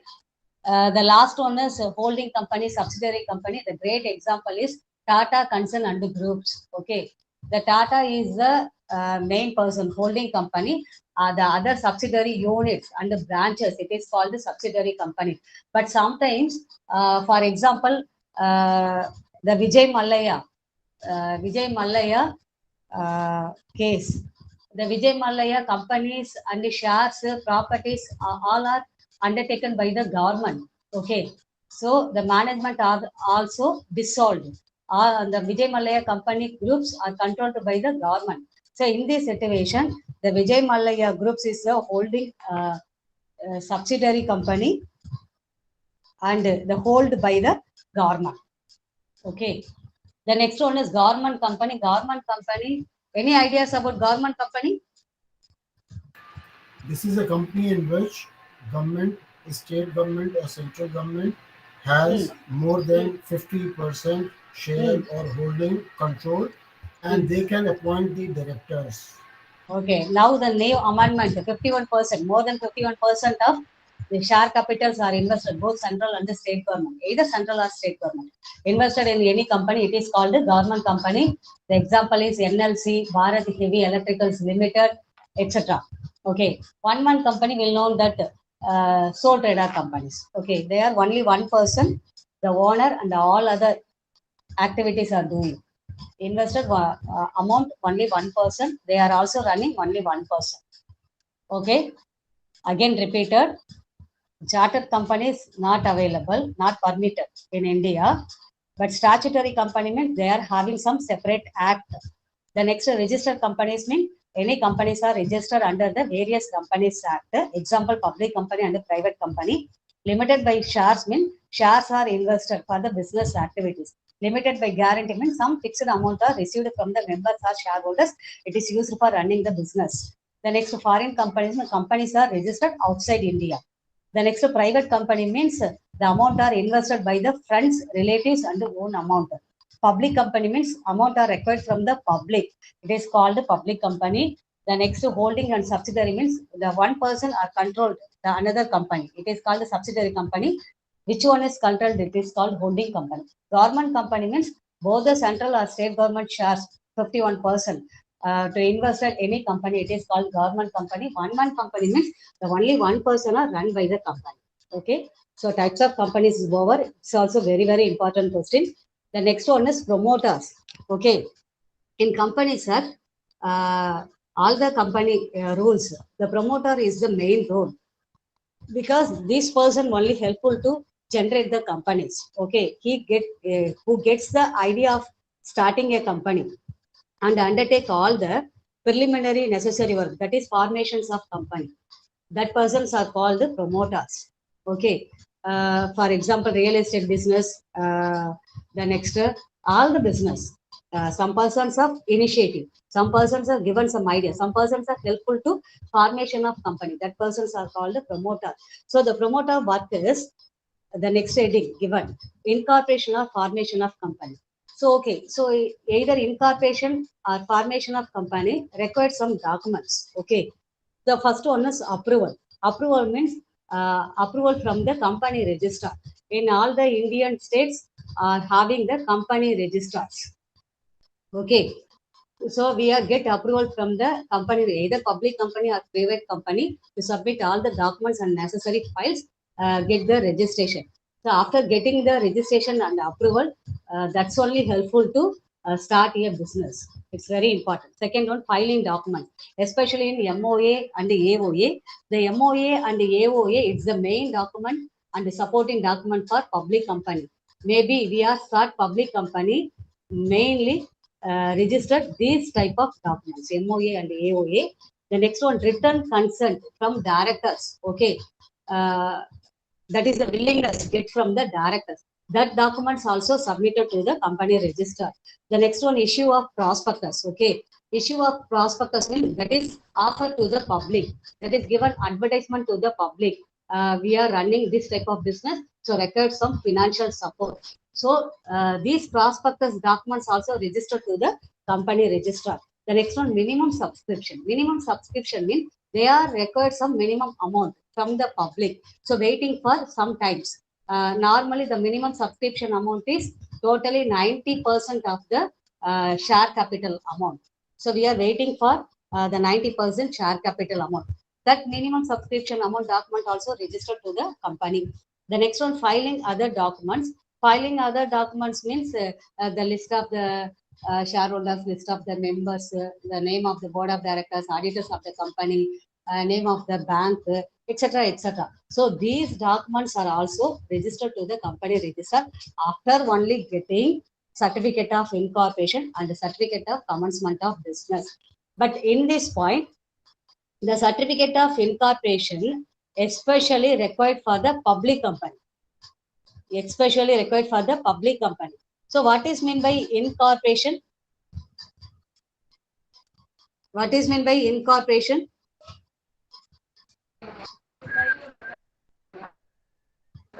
Any ideas about incorporation?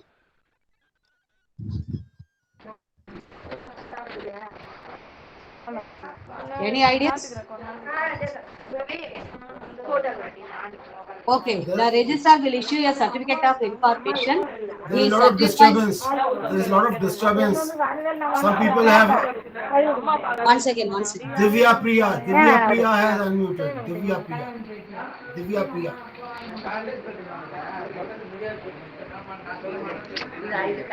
Who is Divya Priya? Peddana puja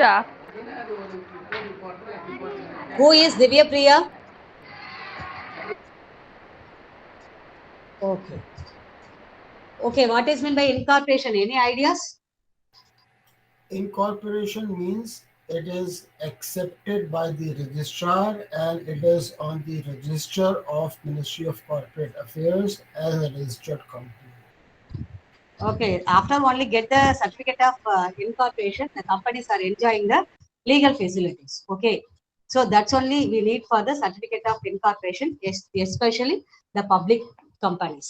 The next one, certificate of commencement business. This is also required for the public company. But the other companies are received the certificate of incorporation, they can start immediately business activities. But public company and also waiting for receiving commencement of business certificates. Both the certificates are required for the public companies. Okay, so this is the basic required documents for companies incorporation or formation. These type of works are done by the promoters. Okay, it's clear. The next one is holding MOA. What is meant by MOA? Memorandum of Association. Memorandum of Association. Okay, these are the basic two documents are required for the public company. MOA, it is the primary document and the basic documents. Okay, so all the public companies are required to be filed with the registrar at the time of incorporation of a company. So this the MOA given all the informations about the company. For example, the content of MOA is very important. The first one is name class. So the name class mentioned the company is either private or public. Okay. The next one, the name class helpful to identify similarities. For example, we are also fixing the name X public company, but some person are already registered X public company. So there is create some confusions to the public. Okay, which one is the quality product, which one is the best company. So from this point of view, we are fixing the name and selecting the name. The name class should be clearly mentioned, avoiding the similarity names and avoiding the confusion name, avoiding the that is the national person. For example, using some prime minister name, president name, and other higher officials. Okay, we are not using national celebrity person's name. Okay, for this purpose, the name class clearly mentioned. So selected your name, but it's clearly. Then second one, objective class. Objective class mentioned main objectives and the subordinate objective. For what purpose the companies are going to be started. The next one, registered office class. So this registered office class helpful to identify our company registered office address and also company address. The next one is liability class. So the liability class mentioned either the company by limited by shares or limited by the guaranteed amount. The next one is capital class. The capital class mentioned the companies are started by either the public amount or private amount. The last one is sixth one is association class, means the companies are listed the members and the shareholders names and other legal persons name. Okay, so these 6 types of class are mentioned in the MOA. It is the basic and primary documents. For example, it is similarity of our birth certificate. So each and every one public company having the MOA definitely registered to the company register. The next one is doctrine of ultra vires. Some terms are it's very we are clear. Ultra vires means that is the beyond the limit. Okay, so each and every public company survival and running the business activities within the objective class guidelines. But we are given this point, power to carry out the objectives set out in MOA. But sometimes the company doing the act beyond the legal power, so violate the rules and regulations of the Companies Act. It is called the doctrine of ultra vires. Ultra means wire means powers. Ultra means beyond the limit. So the companies are survival within the legal objectives only, not the beyond. It is called the doctrine of ultra vires. Doctrine means that is the principles. Okay, each and every one companies are survival, the legal objectives only. The next one is it is the equal document AOA, that is Articles of Association. The Articles of Association list out the rules and regulations of the company. Okay, it is also content to some details. The first one is details about the contract, value of the shares. The next one, allotment time period, then calls on shares, share transfer details, voting rights, powers, duties of the directors, remuneration of directors, meeting time. So all the company's rules and regulations are mentioned in AOA. So especially in the public company required these both type of documents, MOA and AOA, necessary documents. The next one is doctrine of constructive notice. Constructive notice means it is here public documents. The public documents means it is also hand over to the company register. So this constructive notice given all the details about the companies. Either public are interested to invest for particular company, they are going to company registered office asking the registrar to read out the constructive notice for particular company. Oh, they are read the company after getting some opinion. Otherwise, the public are not invested to the amount to any one company. So it is a public document. Doctrine of indoor management. Indoor management, it is a internal rules and regulations. Okay, so these type of documents are maintained only for public company. Okay, the next one, public and private company. Okay, what is meant by public company? General discussion. What is meant by public company? A public company is a company in which is registered like that, and in which the promoters of the company can take money for shares from public, general public. Okay, the monies are deposited or asking from the public. Okay, so it is called the public company. Private company means they are invested in own amount. The public company are having the minimum members 7, maximum unlimited. Update the new rule. The private company minimum 2 members, maximum 200 members. But in old Companies Act 1956 rule is the private company member requirement is minimum to maximum. How much? Old companies rules. Minimum to maximum 50. The new amendment act maximum 200 for private companies. Okay. Okay, it's enough. The next one is prospectus. Prospectus in the form of notice, circular, or advertisement or documents inviting deposit from the public. Especially the prospectus are issued by the public company used for purchasing share from the public or debentures amount from the creditors. Okay. So the prospectus are contain some information, general information. General information means the name of the company, the next capital of the company, management details, issuing details. Issuing details means when it is opened to the uh, for share application. Then when it is closed, the shares issue procedure. So all the details are mentioned. The next one, project. So the company's main objectives are mentioned. The next one, financial information. So how much amount are invested. The next, etc. Okay, so these details are required for the prospectus. Okay, the prospectus issued only by the public company, not for private company, because the public company only having the rights amount collected from the public. So the public are reading the prospectus after they are ready to invest it or not. The next one, shares. Okay, shares means divided into the capital portions. It is called the shares. Then again, well known that concept, we are already studied in UG paper. Preference shares, equity shares. What is meant by preference shares? What is meant by preference shares?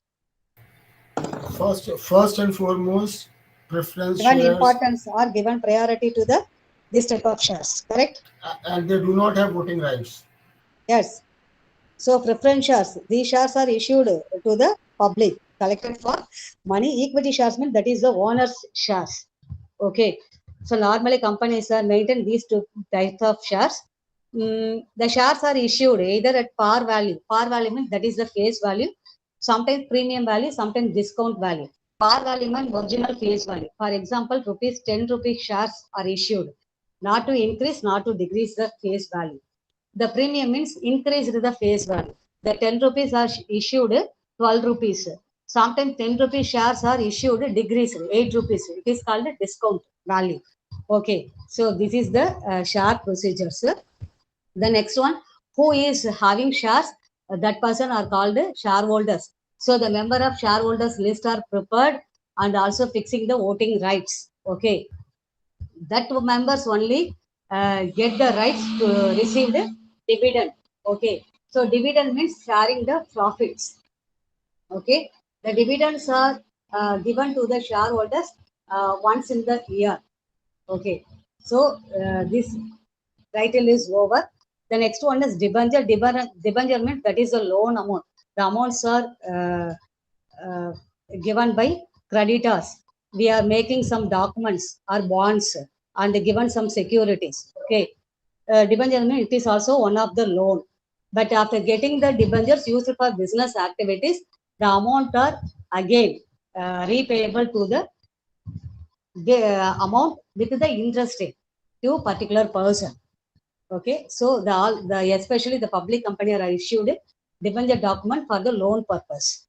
The next directors, all the companies are having board of directors. In public company having minimum 3 directors. In private company having 2 directors. Okay, but the additional directors it is not constraints. It is changed, but maximum required for public company 3 directors and private company required 2 directors. Okay. Normally, individual persons only appointed by the direct positions. The main qualifications for directors is sound mind persons. And the next one is uh, the major person. Okay. And another qualifications is not to enter any criminal activities. Then next, not insolvency persons are not appointed the directors. So I am given disqualified person. So the unsound-minded person, insolvency, fraudulent person, criminal activity person, as the association of person or company are not appointed the directors. Okay. So the directors are appointed by company, sometimes appointed by board of directors, sometimes appointed by third parties. Third parties means bank or financial institutions. Okay. For example, the same Vijay Mallya and the Nirav Modi cases, the company is controlled by government. So in this situation, the government are appointed the board of directors to run the companies. Okay.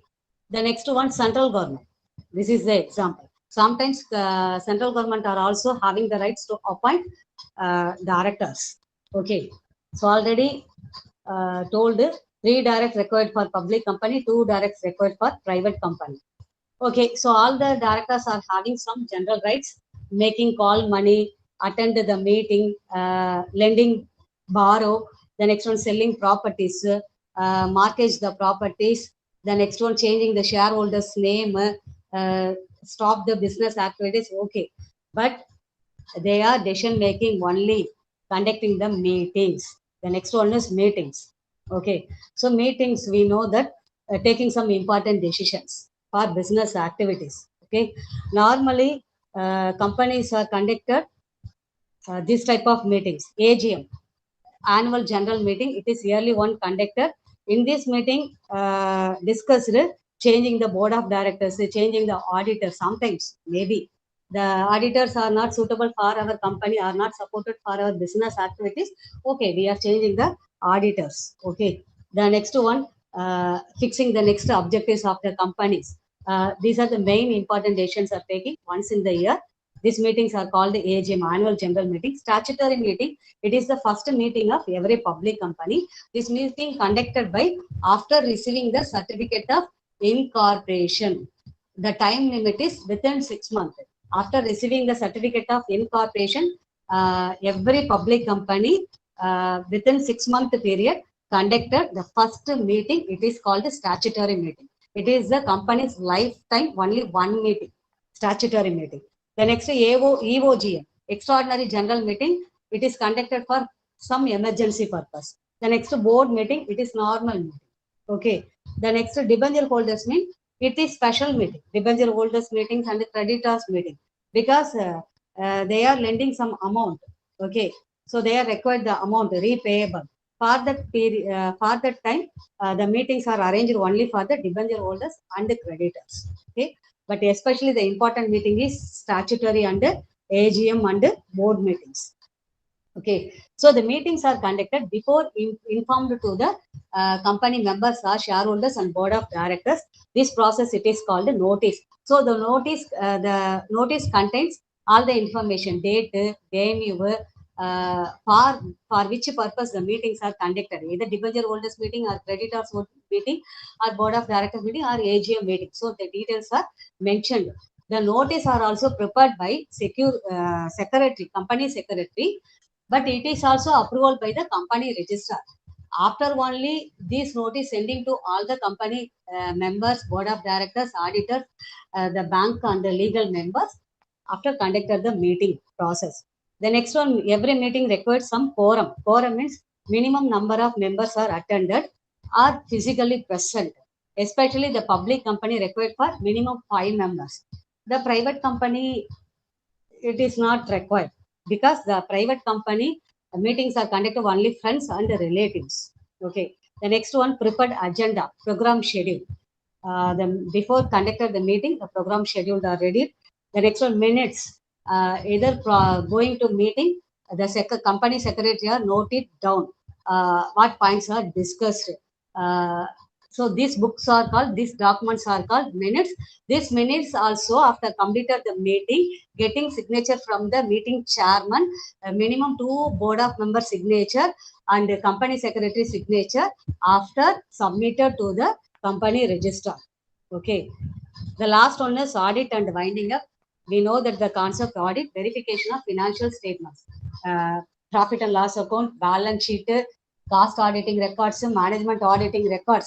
The auditing process conducted for find out the errors and mistakes or fraudulent activities. The next, misappropriation of cash, mismanagement process. Okay, so we are specifically appointed auditors. So the auditors are compulsory qualified CA, chartered accountant. So the auditor are one of the members in CAI, company chartered accountant of India. So that person only appointed public company auditor. This person only eligible to conduct audit program. But private company, it is not required. Either the commerce person who is qualified MCom, to conduct some auditing work. But public company required only chartered accountant conduct auditing process. Okay. So this auditor signing the document submitted to the government. This audit documents helpful to getting loan and also some legal purpose, etc. Winding up. Winding up means that is the end of the company life. But the winding up arises sometimes compulsory, sometimes voluntary. Compulsory means, for example, due to any problems. So the court order given, okay, to close your companies. So end of the company, it is compulsory. Sometimes voluntary. We are start company for some objectives. So the objectives is over. We are automatically end the company life. Sometimes the members are required. So companies are closed. Sometimes the creditors are required. So companies are closed. Okay. So your business law and legal aspects is over. Now I conclude. Okay, what are the topics are discussed in yesterday class also? Business contract, that is business law, contract, offer, acceptance, consideration, legal object, lawful relationship, legal objectives. The next, discharge of contract, remedies of contract, breach of contract, classification of contract, etc. Okay, the next one, negotiable instrument, because it is the paper currency also used for the business activities, check, promissory note, bill of exchange. The next one, sale of goods act, that is the sale transformation of the process. The next is sale of goods act over partnership. Okay, what are the partnership procedures? Okay, the next, workman compensation act, wages act, industries act. Now we conclude companies act. Any doubt?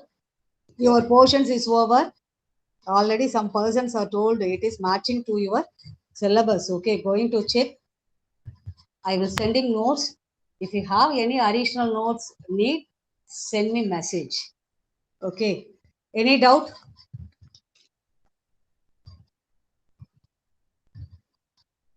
Any doubt? The question paper pattern you said you will show. I will send your mail ID, sir, mail ID and your WhatsApp group. Okay. Sending Okay, sending some previous year question papers. Okay. If we didn't have the same topic, some other topic, Voice is we can contact you for doubts, ma'am. Yes. Ma'am, if some notes are missing, means without knowing the topics, we can contact you for the Yes, doubts. definitely, no problem. Okay, ma'am. Okay. But normally in business environment laws, the company characteristics, kinds of companies is important. The next, in meeting point of view, kinds of meeting is very important. The next, compensation act wise, the compensation, what type of compensations are required. I will send the important questions, some additional questions. Thank you, ma'am. Thank you so much. Okay. All the best. Okay. If you have any doubt, okay, sending message to WhatsApp. Ma'am, it has been an honor to listen to you for so many days. And Yes. thank you very much for making the effort to enlighten us. And we'll be in touch with you. All the points you have mentioned or we have mentioned, I have noted down and we'll be in touch. So kindly bless us and thank you very much. Thank you so much. You are also having knowledge about this particular subject. Okay.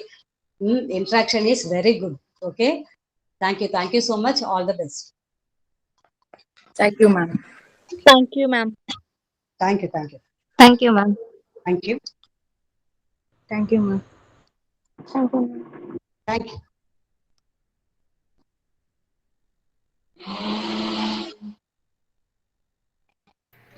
I think now there's a break of 1 hour or something like that. So we will come back by 2:10 p.m. Break. Now lunch time. The next 4th hour to continue, I think. So we I can don't come know. back after 1 hour. No, ma'am. After 1 hour, we can come No. back. My portions is over. No, we can come back after 1 hour. No? Lunch is Yes, 1 hour yes. or less? Come to back 1 hour. Now the time is 1:05. 1:10 past 1 p.m. Okay, we'll enter 2 or 2:05. Okay, thank you. Bye Okay, bye. thank you. Bye.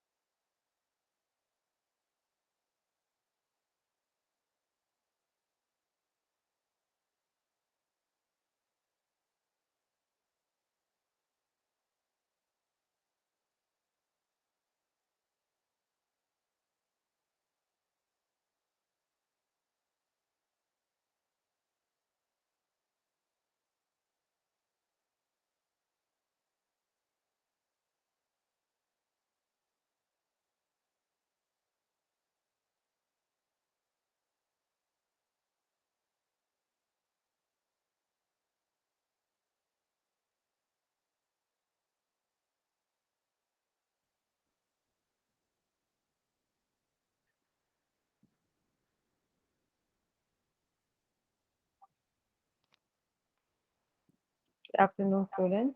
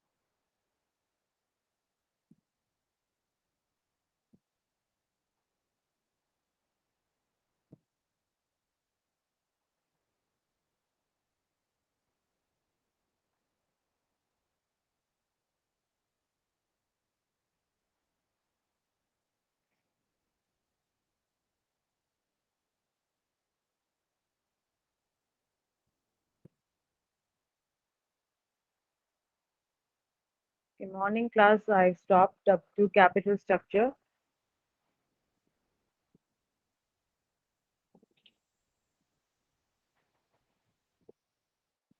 So what is capital structure? It is a mix of different sources of funds. Is my voice clear?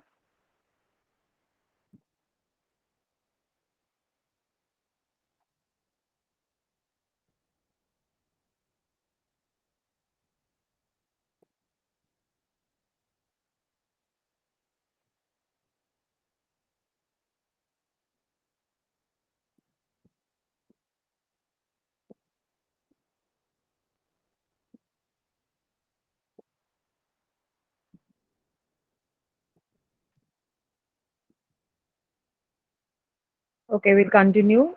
Capital structure. So what is capital structure? Mixture of various components like share capital, preference share capital, debt. Capitalization is the total amount of long-term funds employed by the firm. So optimum capital structure is what is the right combination between debt and equity that will maximize the value of the firm and minimizes the overall cost of capital. So what are the various determinants of capital structure?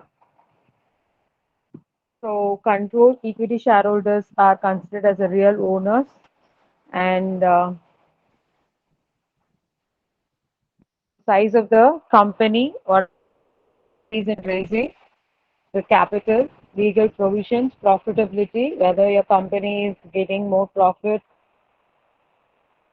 continues or is next years, and what is the profitable condition of your organization. Then there is growth rate as growing companies will require more and more funds for expansion. So whether that funds is going to be allocated, that will be decided in your capital structure. The fast growing companies will rely on more debt than on equity. So we have to consider what is the proportion of debt and equity in various theories. So these are the various theories of capital structure. So net income, net operating income approach, weighted cost of capital or traditional approach, and fourth one is Modigliani and Miller theory. So can anyone tell what is capital structure?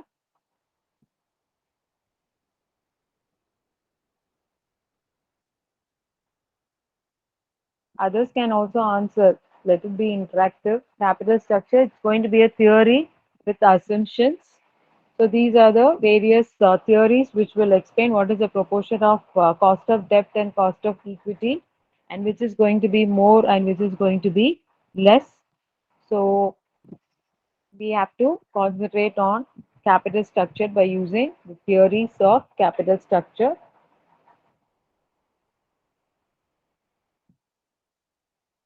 Can you hear my voice? Yes, ma'am. Okay. So one by one, we will see what are the various theories. So for we have net income approach.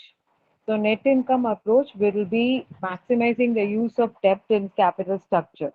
So that cost of debt, if it is maximized, the overall cost of capital will be declining. So cost of capital is a combination of equity, preference, debentures, and your retained earnings. So this approach will try to maximize the use of debt and it will try to decline, that is reduces overall cost of capital. So because of this there will be an increase in the value of the firm and there is also increase in the value of equity shares. So value of equity shares, and that this approach is based upon the assumptions there is no corporate tax, so tax paid on the incomes of the organization. It's only an assumption, so based upon the assumption this approach works, and debt content does not change the stars. So there is no relationship between if there is more depth, there is will be more or less. So there is no changes. That is a perception. Then cost of debt is less than cost of equity. So based upon these three assumptions, the net income approach activates. Then second one is net operating income approach. So net operating income approach that is net income minus your operating expenses. So net operating income is like that calculated. So capital structure does not affect overall. According to this theory, it says that capital structure does not affect the overall cost of capital and the value of the firm. That is, overall cost of capital remains the same, whatever the mixture of debt and equity is. So debt more, less equity, equity more, overall cost of capital remains the same in net operating income approach, and the market value of the firm depends upon the net operating income, that is EBIT, and the overall cost of capital it is depending on the market value of the firm, it depends on the net operating profit. So market value of the firm depends on the profit of the organization, and this approach has got the following assumption. First assumption, there is no tax and cost of debt is constant.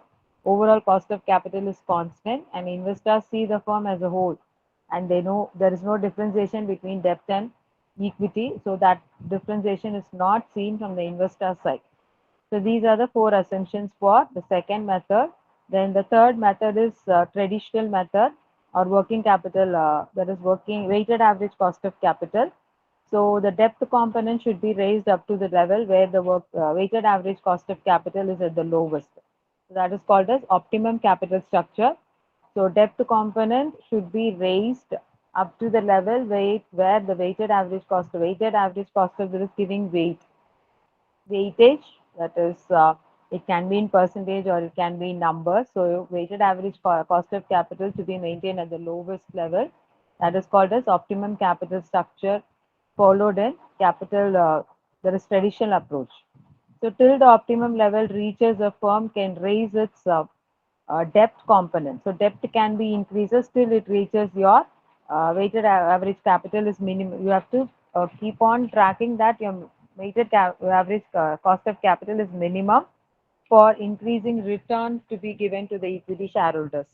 So after the optimum level, any further increase in debentures, that is debt, increases the risk of the equity shareholders. So second point, till the optimum level, you can raise your debt. But when it reaches the optimum level, after that, if you are increasing your debt, that will disturb your equity shareholders.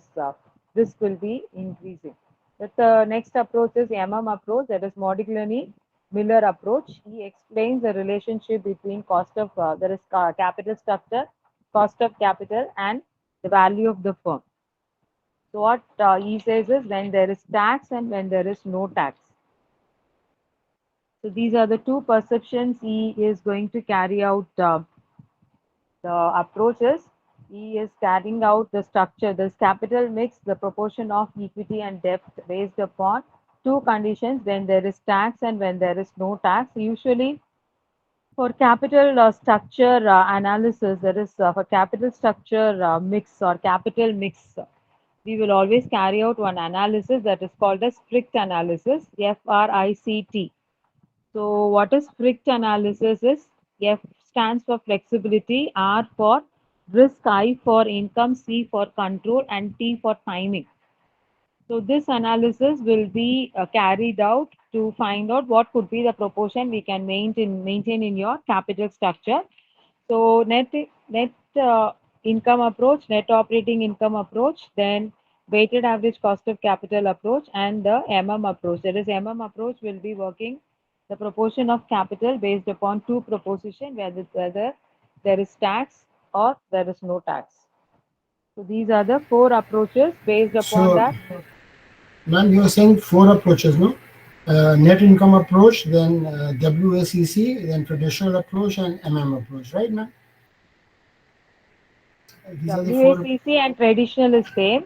Okay, Net okay. net income approach, net operating income approach. Perfect, ma'am. Perfect. Thank you, ma'am. So these are the four approaches we will have for capital structure theory. So next one, we will move on to dividend policy.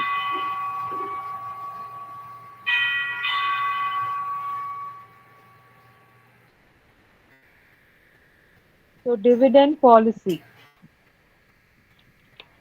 Already I told you what is dividend. What is a dividend? It is amount what you pay out of your profit, and we have to decide whether how much you are going to pay out, or how much is the retaining, or what is the amount you are going to use.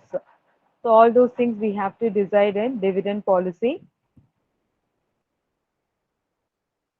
So dividend policy. These are the decisions which are critical decisions we have to make Ma'am, it. have you moved to unit 4 now or unit 3, ma'am? No, unit 4.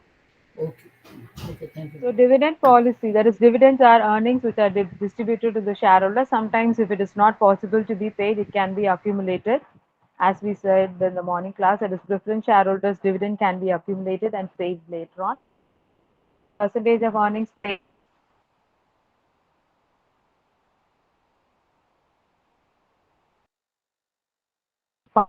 No voice, we have lost you, ma'am.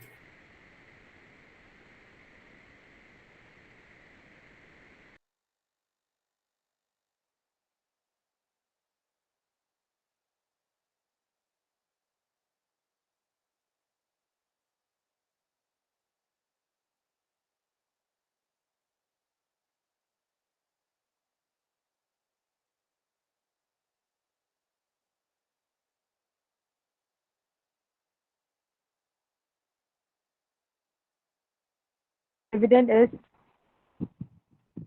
Ma'am, we lost you last 2, 3 minutes. We lost you.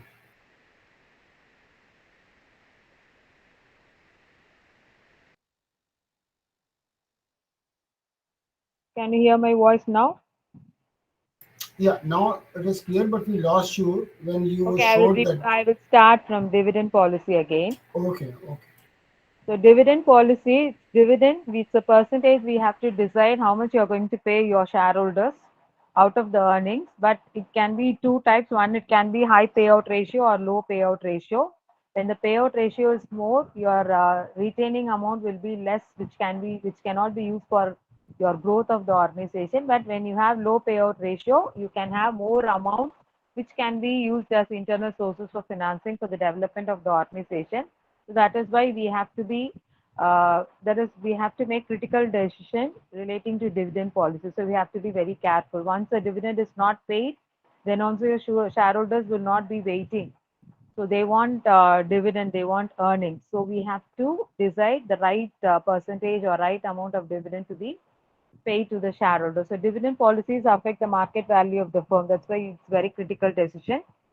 Then you have to decide depending upon the various related factors. So dividend is an extra amount to be paid to the shareholders on any original investment. Ma'am, And yes, just a simple question query. If there is no earning or retained earning, can dividend not be paid? A part. B, uh, is it necessary that the entire income or retained earning should be distributed as dividend, or is there any prescribed there are ratio? various approaches. Okay. So you have to decide based upon the approach. So that we'll see later in the coming slides. So what are the various factors which is going to influence your dividend decision? contractual constraints, so legal. So these are the factors which will be influencing the decisions of dividend. That's why it's a critical decision. We have to carefully make the decision which should not affect the market value of the firm. So first one, legal constraints. So not more than the earnings the company can pay. That is what is given. The firm cannot pay more in cash dividend than the sum of its most retained earnings. That is the first one is legal constraint. So contractual constraint is constraints on dividends helps to protect creditors from losses due to the firm's interest. So full amount, whatever you're earning, it is not to be paid. So your creditors will not, that is based upon your activities of the organization, only your creditors will be continuing your business. So when you want your creditors, when you doesn't want to lose your creditors, you have to be very careful. They are to be paid. So normally when you are becoming insolvent, you have to pay your current liabilities and then you have to go for long-term liabilities. So contractual constraint is you have to protect your creditors. Then third one, internal constraint. So the firm's ability to pay cash dividend is generally constrained by the amount of excess cash available. So than the level of retained earnings against which to charge them. So you should have enough cash for making a payment. So that should also be calculated or founded on frequent intervals so that whether you can decide you have enough cash in hand or not. So you cannot use all the dividend for, sorry, you cannot use all the cash for dividend payment. So you should have enough capital for working capital or for other activities of the business. So you should find out what is cash available with you. Then the growth prospects is the firm's growth is like to have depend on your internal financing through retained earnings instead of distributing current income as dividend. So that is the same point. All your earnings should not be distributed as dividend to the shareholders. So you should retain some percentage. Then owner's consideration, the dividend income is not taxed in the hands of the shareholders in India. Instead, you are going to pay out such dividends to shareholders. The company bears a dividend distribution tax. So double taxation, there are various points that we will see in the coming slides. So there is no taxation. Then sixth one is market consideration. So you should also find out the market value of your firm. So market value of the firm, you should be having a good market value. So market consideration is a kind of information content of the dividend and it's a signal to the firm to decide its final policy.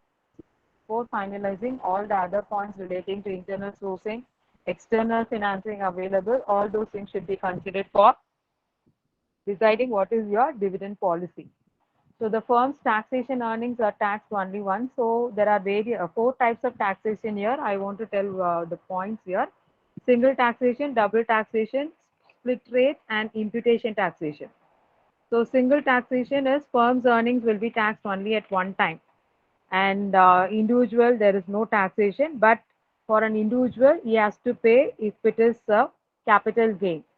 So he has to pay tax if it is a capital gain, but single taxation, only the firm's earnings will be taxed. So double taxation, both there is shareholders' earnings will be taxed at two times.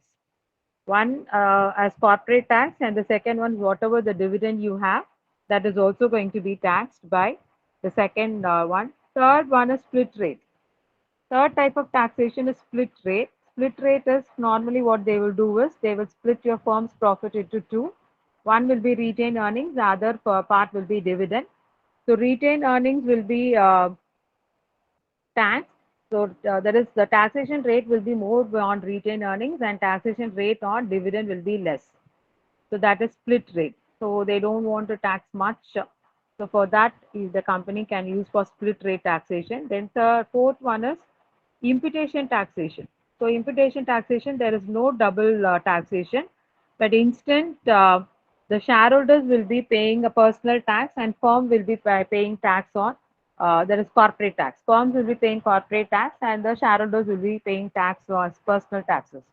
So these are the 4 points we have to consider for taxation. Then the next one, what are the various forms of dividend paid? So first form is cash dividend. So cash dividend is regular cash dividend. There is cash payments directly made to the shareholders. So that is paid every year. If more than once, if it is paid, it will be called as interim dividend. Second one is instead of cash payment, the shares will be additional shares will be given in the place of dividend. So that is called a share dividend. Then stock split dividend. Stock split dividend is the stock split has the same effect as a stock dividend. So it is from the firm's perspective. For example, number of shares will be increasing, but the amount of shares will not be increasing. That is what stock split. So 1 lakh shares at 1 lakh rupees, same 1 lakh 10,000 shares will be at same 1 lakh rupees. So that is stock split. Then fourth one is shares repurchase. So it is otherwise for dividend. You can go for repurchase of its own shares by a firm. So you can repurchase your shares. Then DRIP, dividend reinvestment plan. Some companies offer this. So shareholders can use the dividend received to purchase additional shares. So with the help of dividend received, they can buy additional shares of the same company. Then the next one is dividend theories. So theories of dividend. So you can there is basically dividend theory is relevant. There is 2 points you can divide. One is on relevance and the other one is irrelevance. The relevance is when investors feel that dividend is relevant. Relevant means they are giving importance. Irrelevant is whether paid or not, they are not considering or they are not giving importance for that. So based upon irrelevance, you can have approach. So these are the various dividend theories you have to know under dividend policy. So first one is Gordon growth valuation model. That is growth rate will be considered here. And here the growth rate, we will always consider internal rate of return with cost of capital. That is R will be compared with K. So R is internal rate of return and K is cost of capital. So if R is greater than K, it is growth. If R is lesser than K, it is declining. If R is equal to K, it is normal. So that is what we will do in Gordon's model of dividend policy. The dividend of most of the companies are expected to grow. Sometimes it also declines. So the model incorporates a retention of earnings. So dividend growth model will be comparing R with K. Then the next one is Walter's model. So Walter's model argues the same, that the share prices reflects only the present value. So he says dividend policies has an impact on the share value. So the present value of the expected dividends and retention influences stock price only through their effect on future dividends. So that's what I said. Dividend policy has an impact on the share value. So according to Walter, dividend policy depends upon R and K. So these are the three things what I said now. R is compared with K, that is optimum dividend policy. R is greater than K, R is lesser than K, and R is equal to K. And the next one is approach. So in approach, that is Morgan Miller's dividend model, he says that the value of the firms depends on the earnings.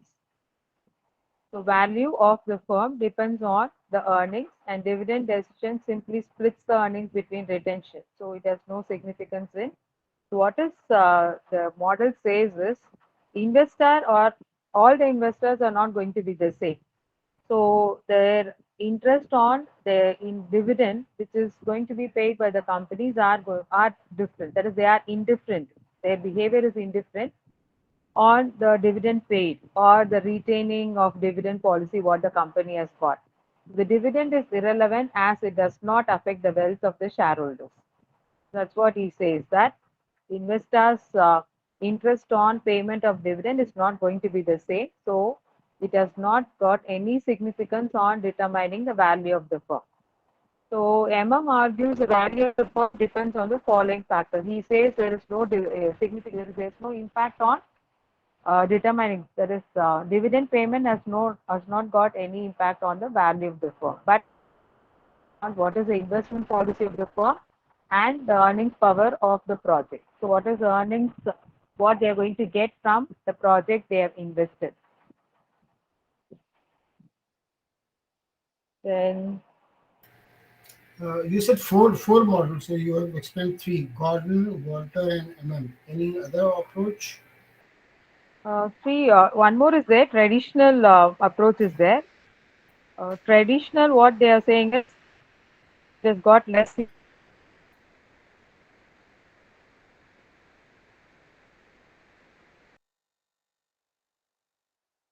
We lost you, ma'am. We are not able to hear you.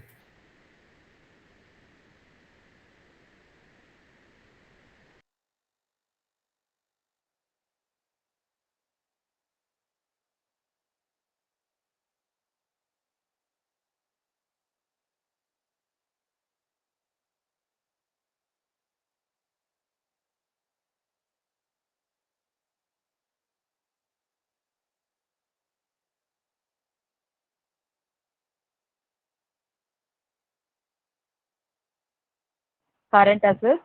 So fixed assets, normally we should No, use this. ma'am, we lost you for 2 minutes. You were explaining the traditional approach. After that, ma'am, we lost you. We are not able to hear anything.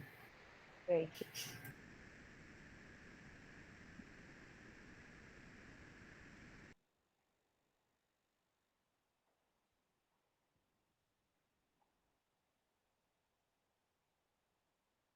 Can you hear my voice now? Slightly better, ma'am. Okay.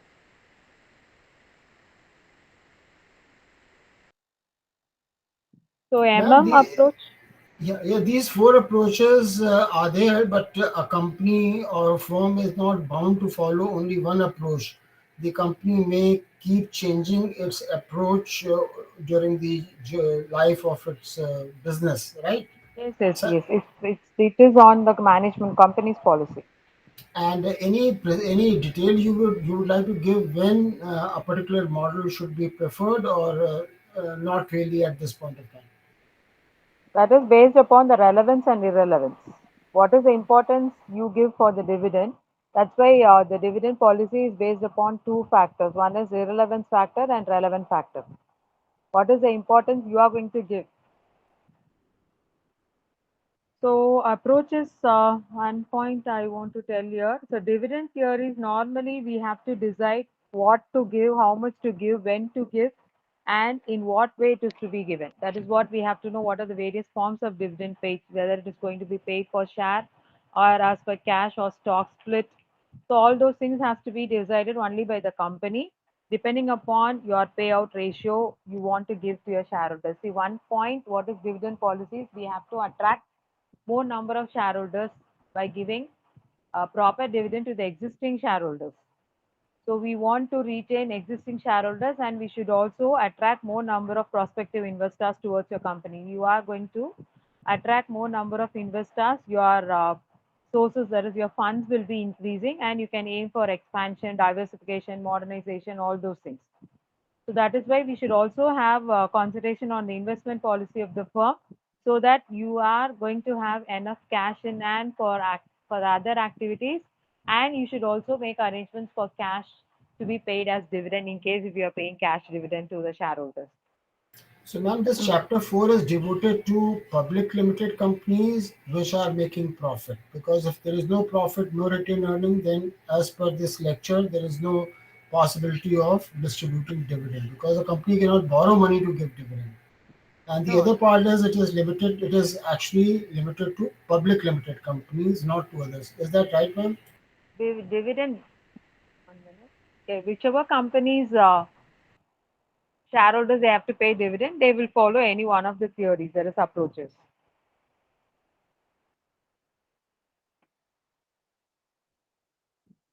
The dividend policy is the policy which will help us the company to take the right decision at the right moment. That's what I said. Payout ratio, when to pay, how to pay. How to pay is the forms of dividend you have, and why, what are the sources we have for making a payment, that should also be considered. And based upon your dividend policy, there should not be any problem created to your firm's general activities. Your activities of the firm should not be disturbed in any way. Okay, next one, working capital management. Working capital. Working capital is the capital what you need for day-to-day operations of your activities. So effective financial management. So we always say finance is the lifeblood of business. So without finance, we cannot do anything. We want finance for long-term sources as well as for short-term activities also. That's why we always say short-term Whereas current assets will be financed by current liabilities and fixed assets will be financed by long-term liabilities, that is long-term funds. So we divide the usage of capital funds is used to invest in two forms. One is for fixed assets and the other is for capital, that is current assets. So we all know what is fixed assets, permanent and long-term purpose, current assets for a short-term period. Then what are the concepts of working capital? Working capital is divided into two. One is gross working capital and the other one is net working capital. So generally gross working capital is we always call it as total of current assets. So example for current assets, stock, debtors, cash, bank, all those things will be current assets. So the total of all the current assets will be called as gross working capital and it is also called as circulating capital. And net working capital is the difference between your current assets and your current liability. So net working capital is defined in two ways. The most common definition is required for day-to-day operations and it is expressed as current assets minus current liabilities. And net working capital can alternately be defined as a part of the current assets which are financed with long-term funds. That's what I said. Then current assets and current liabilities, assets which are normally converted into cash within a year for a shorter period and within the operating cycle. So that is called as current assets. Current liabilities which are due to be paid for a shorter period are classified as current liabilities. Then what are the types of working capital? So working capital we divide into two. One is permanent and the other one is temporary. Permanent working capital, fixed or regular or otherwise the second type is temporary, variable and fluctuating working capital. Then what is permanent working capital? So permanent working capital is the capital any allowed to take off.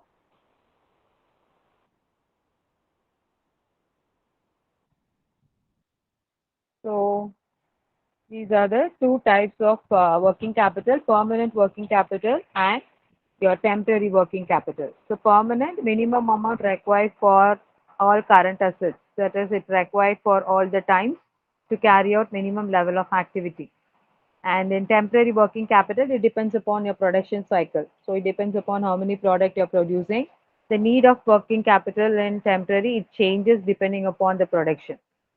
So one line they have given, the products, there is need for working capital over and above the permanent working capital will change.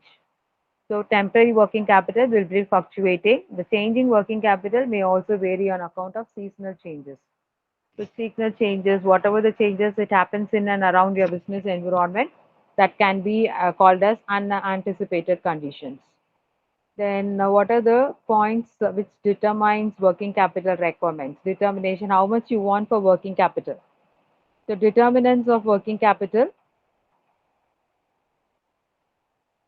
the slide is visible or I have lost.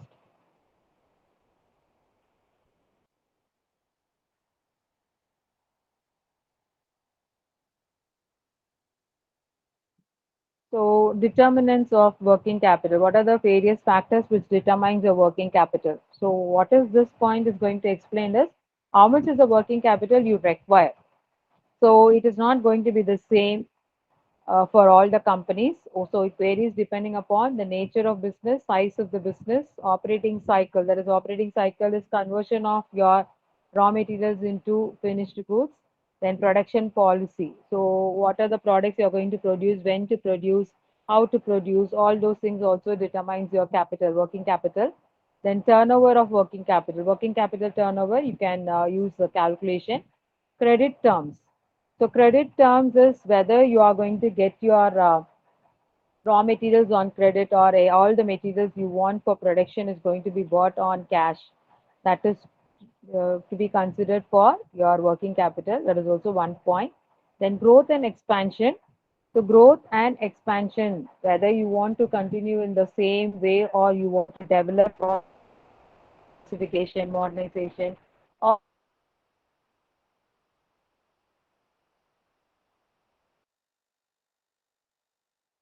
Ma'am, your network is not okay. Ma'am, your network was not okay last 1 minute. Ma'am. You were explaining credit terms and the network got bad. Ma'am.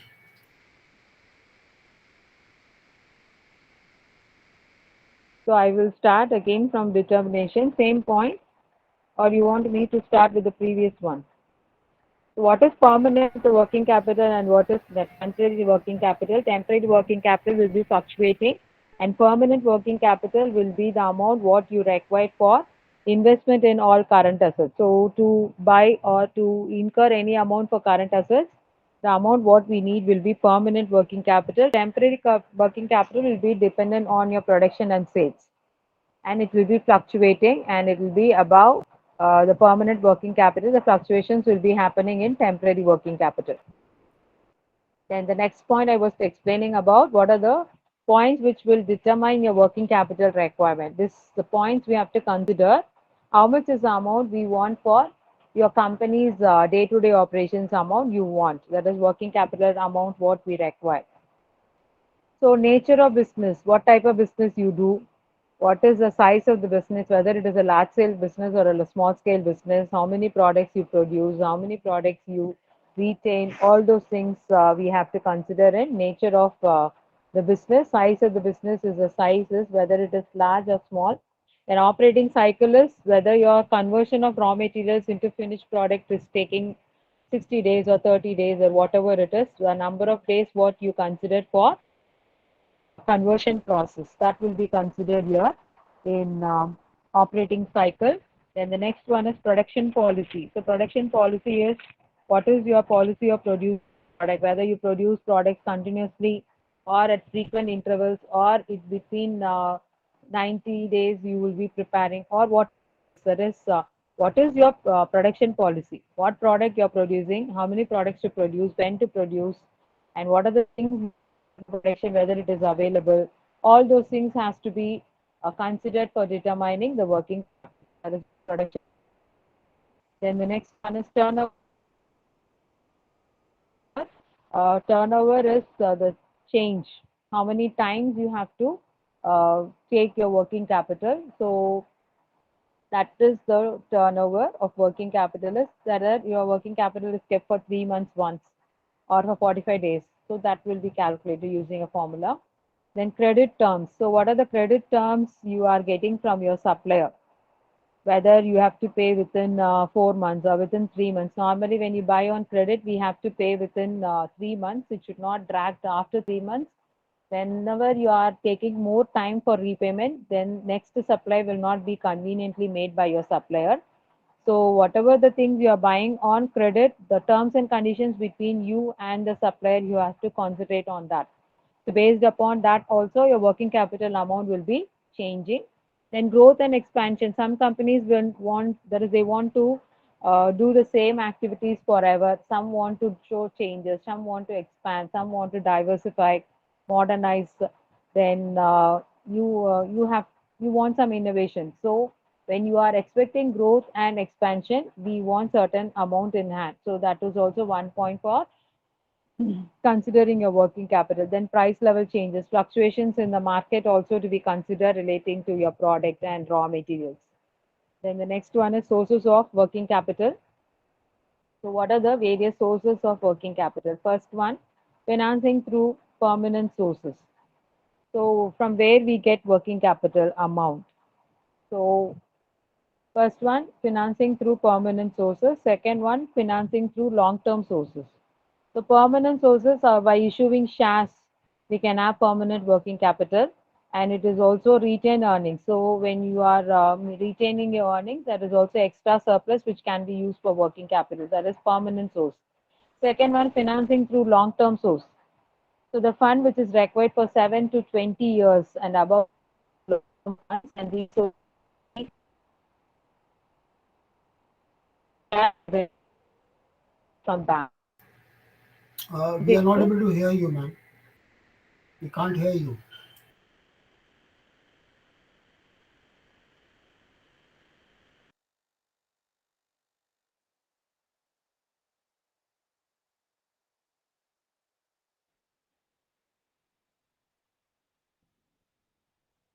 Can you hear now? We are not. Is it right? Yeah. This line we could hear, but we lost you for last 2 minutes approximately. Okay, I will continue.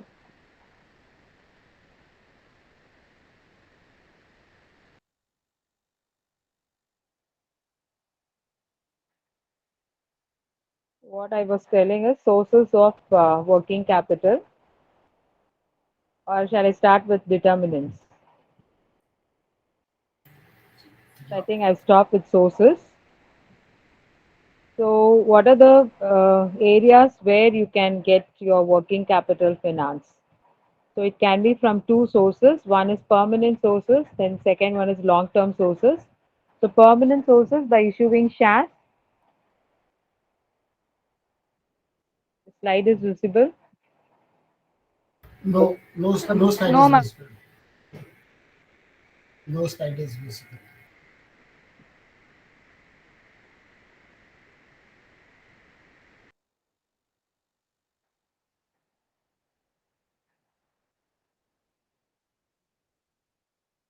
Now, Yes, yes, yes. so these are the sources of working capital.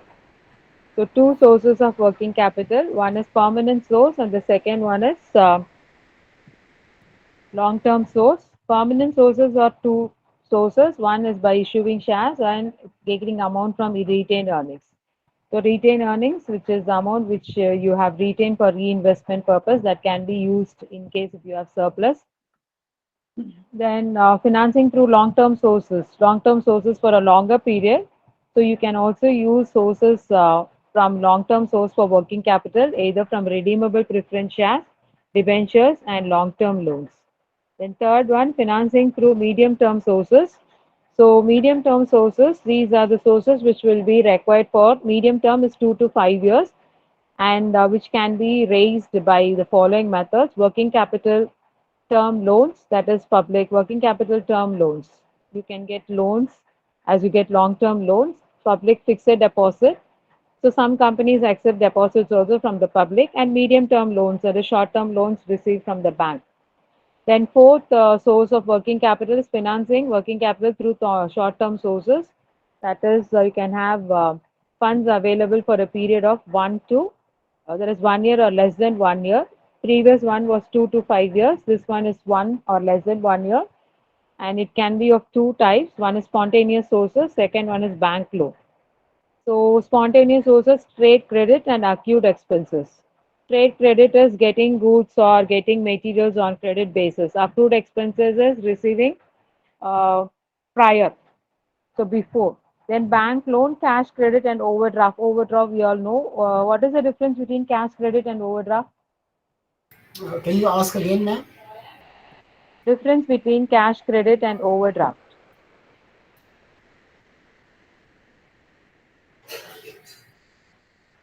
See, overdraft is the amount what you it is given only for the current account holders, and they'll be asked to there is withdraw amount excess than the amount what they have in the account. For example, I have only 50,000 in my account, and if I have to make payment to my creditor, and I have given 70,000 for check, so that extra 20,000 will be given as overdraft. They will pay the 20,000, and later on it will be received by the bank from the particular company. Cash credit is giving extra benefits to the company, but cash credit, it will be giving credit, but it will be depositing the amount in installment. It will not be giving the amount as full amount. So it will be paying the amount as credit. It will be deposit. For example, if I and in installments, it will be deposited in my account.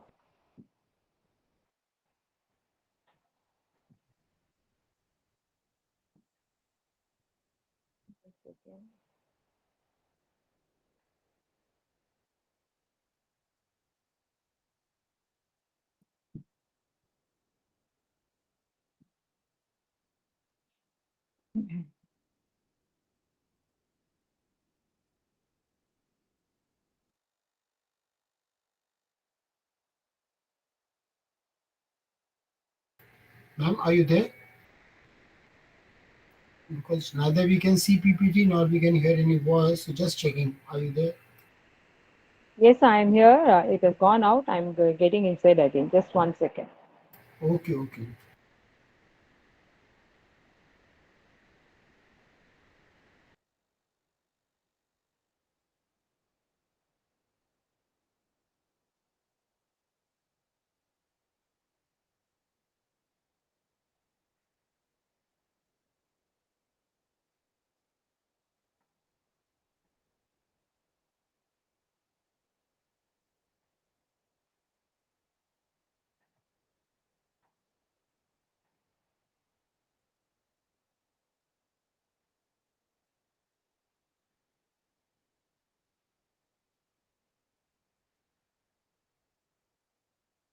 The sources of working capital, four sources are there. One is from permanent sources, then second one is long-term sources, then third one is medium-term sources, and the fourth one is short-term sources. So these are the four different sources which will be financing or making arrangements for working capital funds. So these are the four sources we'll be using it.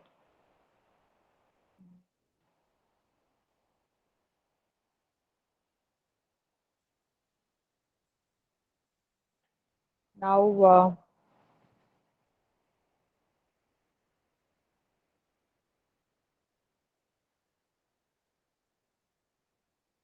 okay, we will have five minutes or 10 minutes break up to three, and again I'll start at three. Is it okay? Yes, ma'am. Yes, perfect, ma'am. Perfect. So we'll have a break and we'll start sharp at three again. And ma'am, this would be the last class today when you start at Yeah, 3 yeah, p.m. yeah. And will This you is the go on? last. Will you go on till 4 p.m., ma'am, or you will take little more time?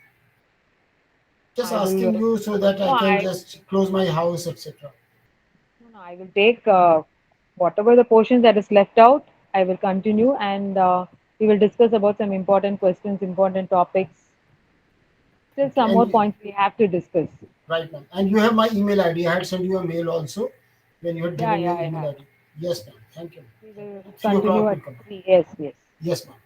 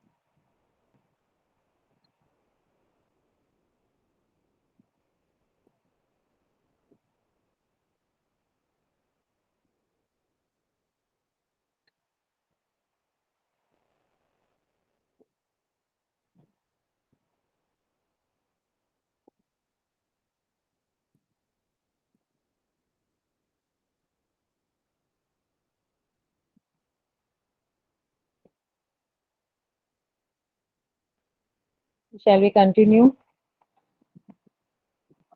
Yes, yes, yes. Okay. Yes, ma'am. Before going to other details, I want to recollect some of the points. I don't know whether he has completed. We will have some points for discussion in first unit. Uh, whether he has taken or not, again we will revise.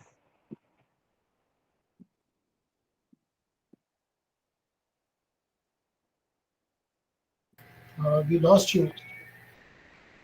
Okay, no, no, sure. Okay, thank you. Okay, some important points in unit 1. So when you are a financial manager, Ma'am, financial unit one, just kindly go slow because this is most important. Whatever 6, 7 points you are mentioning, just slightly go slow so that we can understand that. It is most important and fundamental, ma'am. Thank you, ma'am. so finance, we all know what is the purpose or importance of financial management. So financial management, we have traditional approach and modern approach. So traditional approach is making arrangement of funds, whether for short term or longer funds, how to issue shares, debentures, whether to have finance function, accounting function, what is the role under financial traditional approach is normally confined to all these things. But when you have modern approach or financial approach, financial management, that is your new financial environment has to be brought into sight. So we have to consider what are the new opportunities and challenges we have in front of a business, and government related aspects to be known to the organization, and it should be properly carried out without any problem. And we have to deal with bank and financial institutions for a wider purpose is to be carried out in the coming future. And we should also have how to we should have a knowledge for studying stock market efficiency, whether your market value of the share is going up or not, and for expansion of business, whether we are going to export your product to other countries, what is your FDI, what is your portfolio, and technology transfer, what is your idea about merging. All those things has to be kept in mind in modern approach. But when you come for as a role of financial manager or finance manager, now CFO, that is chief finance officer, he has to take out three important decisions as a financial manager. One is investment decision, finance decision, and dividend decision. So one by one we will see investment decision.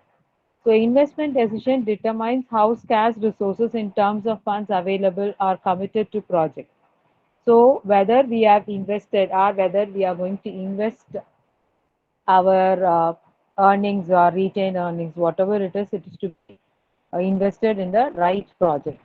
So investment in fixed assets are required to be supported by investment in working capital. In working capital also, we want money for investing in fixed assets also, but we should have a proportion, how much to invest in fixed assets, how much to invest in Ma'am, working ma'am, capital. just ma'am, just check your network. This is important part you are discussing, and we are missing you. Last 1 minute. After you started investment decision, then there was a bit of disturbance, ma'am.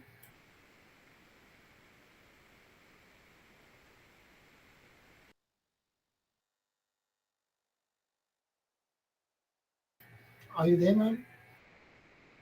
You mentioned three decisions, then you started with investment decision. After that, we lost you.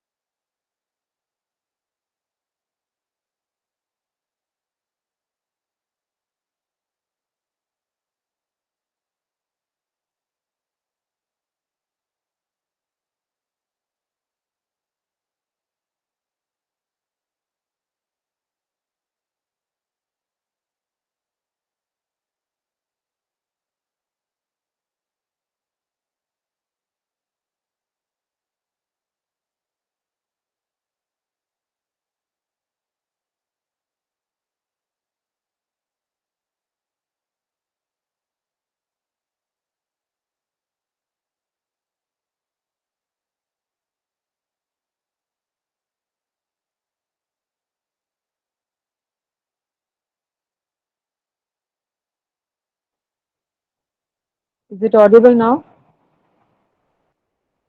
Yes, ma'am. Yes.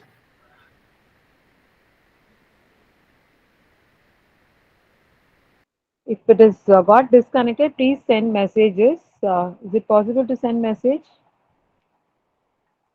Yeah, yeah. Are you able to see message? If you are able to Yeah, see yeah, message, right. Okay, yeah. okay. I'm able to see the messages. Right, man. Okay. So the screen is visible? No. I think you have not started PPT, but the Yes, yes. screen is visible. So investment decision, we have to take care of investment decision at the time of capital rationing situation. That is at the time of selection of proposals in front of you. You might be having so many alternatives, and which alternative is going to get you profit.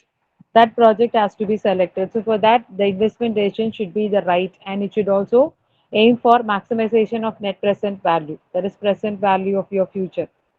So profitability of each individual project should contribute your overall profitability. So we keep in mind 2 points are very important financial management. One is wealth maximization and the other one is value maximization. That is profit maximization and wealth maximization. So what are the important decisions relating to the investment we have to take? So determination of fixed assets, whether we can buy assets or we go for lease or replacement, fund allocation and rationing. So how much amount to be allocated for which purpose or which activity, whether we are going for mergers and acquisition, and which decision is going to be given first preference or second preference. If first preference is not working, you can give the second option to the second uh, proposal. Then ascertainment of funds, what are the various places from which you can get sources of funds, then appraisal and selection of capital investment proposal. So capital investment, normally it is for a long period, so we have to appraise and then go for selection. The second decision is finance decision. So finance decision, it is a mix of debt and equity. So it is normally to have more debt than equity. So asserts the mix of debt and equity chosen to finance investment to maximize the value of investments to make. So you have to consider the cost of finance available and the risk associated with it. And you should always try to reduce the overall weighted average cost of capital. Overall cost of capital should be minimum. And you should always consider while making financial decisions what are the merits and demerits for every decision you are going to make for capital mix. So if you are saying I'm going to have more debt, you should say what are the points which will be plus or which will be minus. So for everything, you should always list out the relative merits and demerits so that you are going to give judge. That is, you are going to give right decision. So finance decision for a finance manager is also critical, but he should know how to pinpoint the best thing for the choice what he has chosen. So relative advantages for equity and debt financing should be considered, and the study has to be undertaken about optimum capital structure. Optimum capital structure is more debt compared to equity, and lower cost of capital should be minimum and minimization of risk. So whenever there is risk, we should always be afraid of profit. So you should always be careful with cost of capital and the profitability rate so that there is no disturbance in your value of your firm. So what are the examples of financial decision? So for determining your degree of gearing, that is gearing is balancing between debt and equity, determination of financing pattern, then determination of long-term funds, short-term funds, whether you're going to get for cash credit, overdraft, all those things should be decided only with the financial manager. Then funds raising through issue of financial instruments. So which instrument is going to be given more preferences, whether debt debentures or commercial paper is a short-term money market instrument. It is for a shorter period, and you have to make arrangement for funds from bank and from financial institutions. So whatever the sources available from which you can raise funds, it should also be known to the financial manager well in advance so that it can be used in emergency time. So financial charges and its impact on profitability index or financial risk and different levels of gearing. What is the consideration of individual shareholders? What is the tax policy All those things has to be considered in finance decision. The next one is dividend decision. So dividend decision is it is the importance we are going to give for profit and what is the retention policy so that it has got uh, every time when you are making a dividend policy, it will have an impact on share value of the company. So that is why it has to be carefully calculated. So you have to consider here is how to determine the quantum of profit to be distributed, how much to distribute and how much to retain. And that is what the next point is also given. So conservative dividend payment will adversely affect firm share price in market. So conservative is you should not always plan that to retain maximum amount and issue minimum amount. That should not be your idea. You should also keep in one point in mind. You should satisfy your shareholders also, and you should also concentrate that your market value of this firm does not have any negative impact. So, conservative dividend payment should not affect your firm's market price adversely. An optimum dividend policy will lead to optimum, that is, balanced dividend policy will lead to maximization of shareholders' wealth. And what are the other example for dividend decision? You have to determine your dividend and retention policy. Then keep a impact. That is, what is the impact on level of dividend and retention of earnings? Higher the dividend, uh, you have to consider whether the earnings is going to be less, whether it is going to be enough for carrying out other activities. That should be the proportion you have to consider. So, what is the level of dividend and what is the percentage of retention of earnings you are going to make? Then, consideration of impact of legal and cash flow. So, legal constraints should be overcome. When it is to be paid, it is to be paid. You cannot be conservative during that time. Then reconsideration of distribution policies in case of boom and recession period. When you are having the situation is changing, you should also consider the changes in policies. Then financial management is neither a pure science nor an art. So it is neither a pure science or not an art. It deals with various methods. So with the help of various techniques, approaches, and assumptions, we will carry out your financial management in every system or situation of business. You have to consider what is the purpose of decision, whether you're going to make investment decision, finance decision, or dividend decision. So as a sign, uses statistical and mathematical models, equations, computer applications for solving from financial problems like capital budgeting, rationing, capital structure, portfolio management. Portfolio is variety of investments or combination of investments what you make out of your sources of funds we have. As an art, finance manager is required to apply his analytical skills in decision making. So he has to make a right decision at the right time. So once the wrong decision is made, it cannot be erased and started again. Once you want to start again fresh from the first, you should have wasted 50% or 60% of the amount what you have invested. So it is not looking back again. It is decision to be made right at the right time. That is what a financial manager has to do.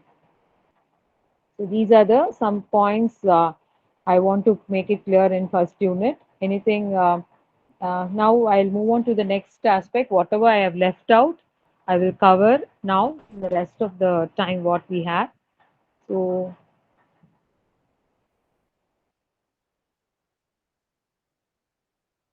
Ma'am, would it be better that you discuss the type of questions and how to answer them, etc., and then go back and cover various points? It's up to you. Just sequencing part, how should you go ahead and do it?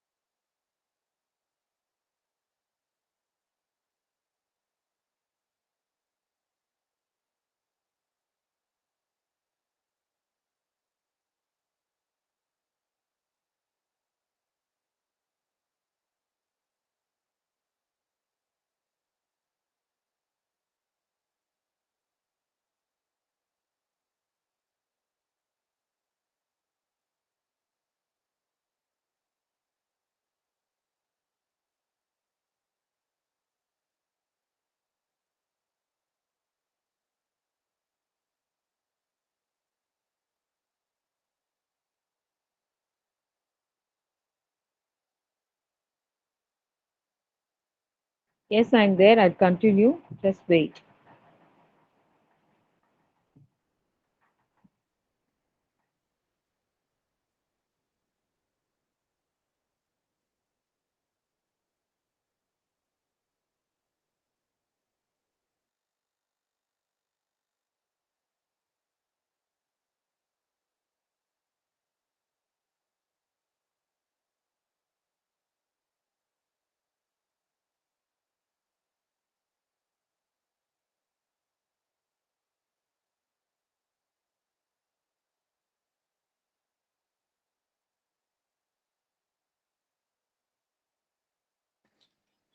My dear fellow students, kindly share the important questions in all subject. It will be helpful for all the students, which you know.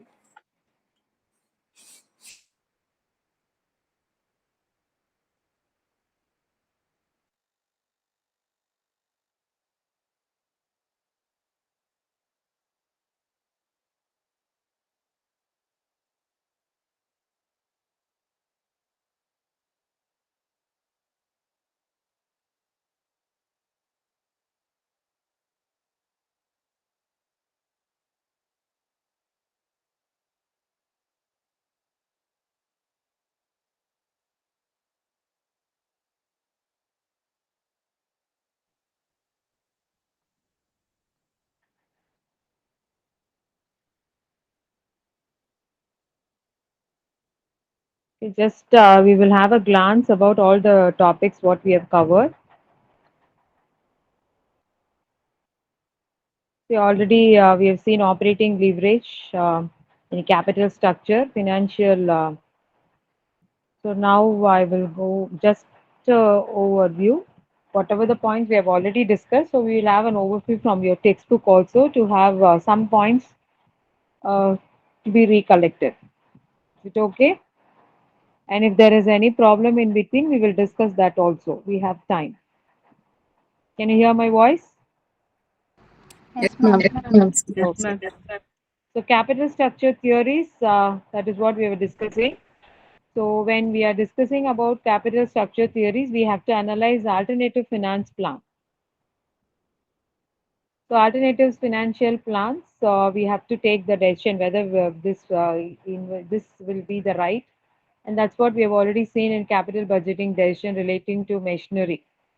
And in maintaining a capital structure, we have to plan capital structure planning.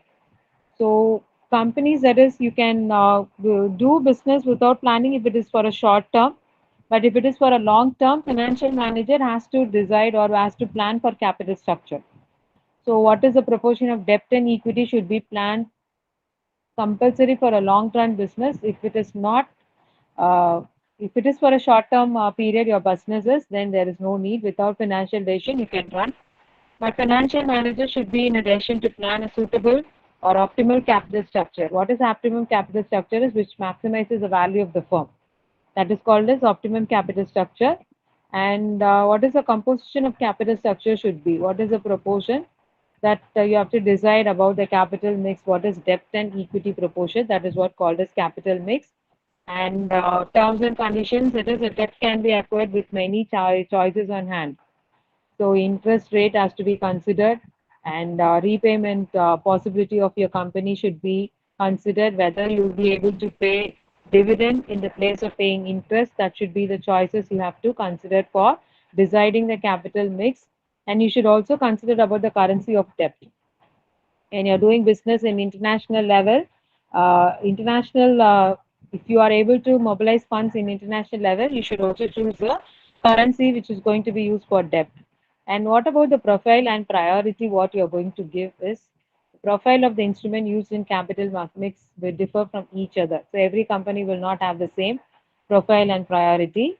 So some companies gives priority to debt, some companies will give to equity. So equity is a permanent debt, there is permanent capital, but under debt there are short-term instruments like commercial papers and long-term instruments like term loans.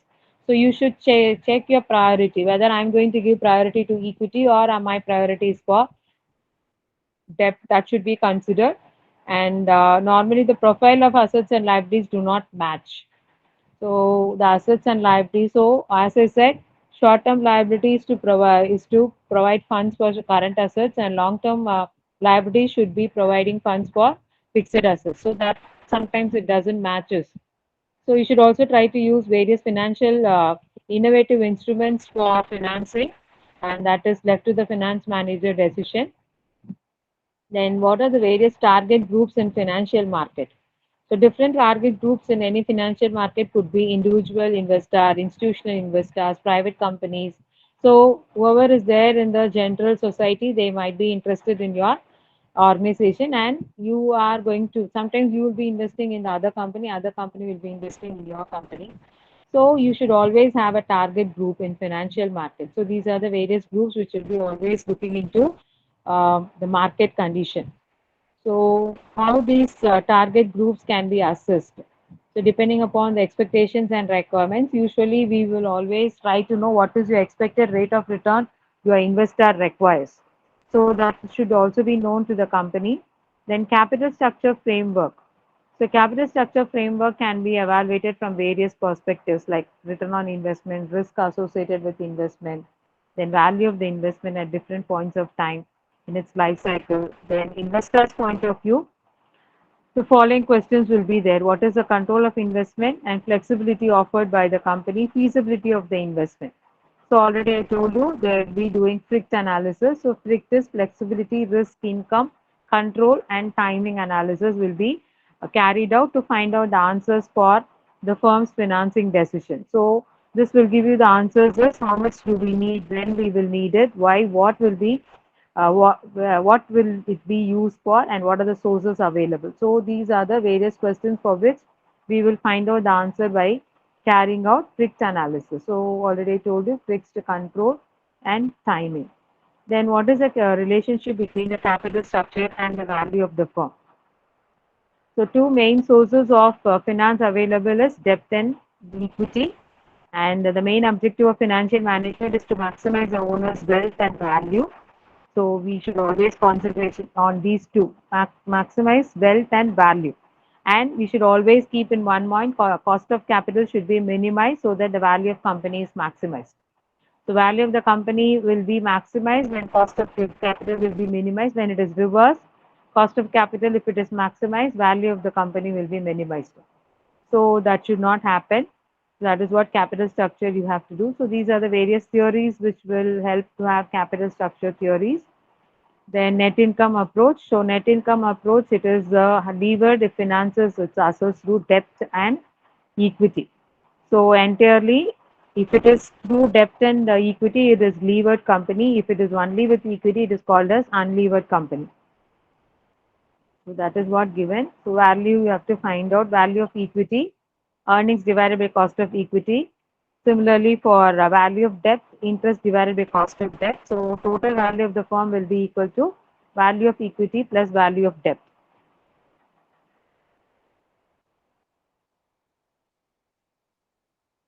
So that is net income approach. Then weighted average cost of capital.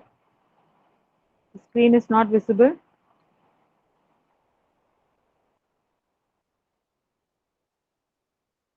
Yes, ma'am. Now, can you see weighted average cost Now, of capital? Yes, yes. Back is there. Okay. Back has come. Okay. Weighted average cost of capital. Already we have discussed this one. It is a measure to firm's cost of capital financing. So WACC. That is also one of the method or theories of capital structure. Then expected, that is how it works.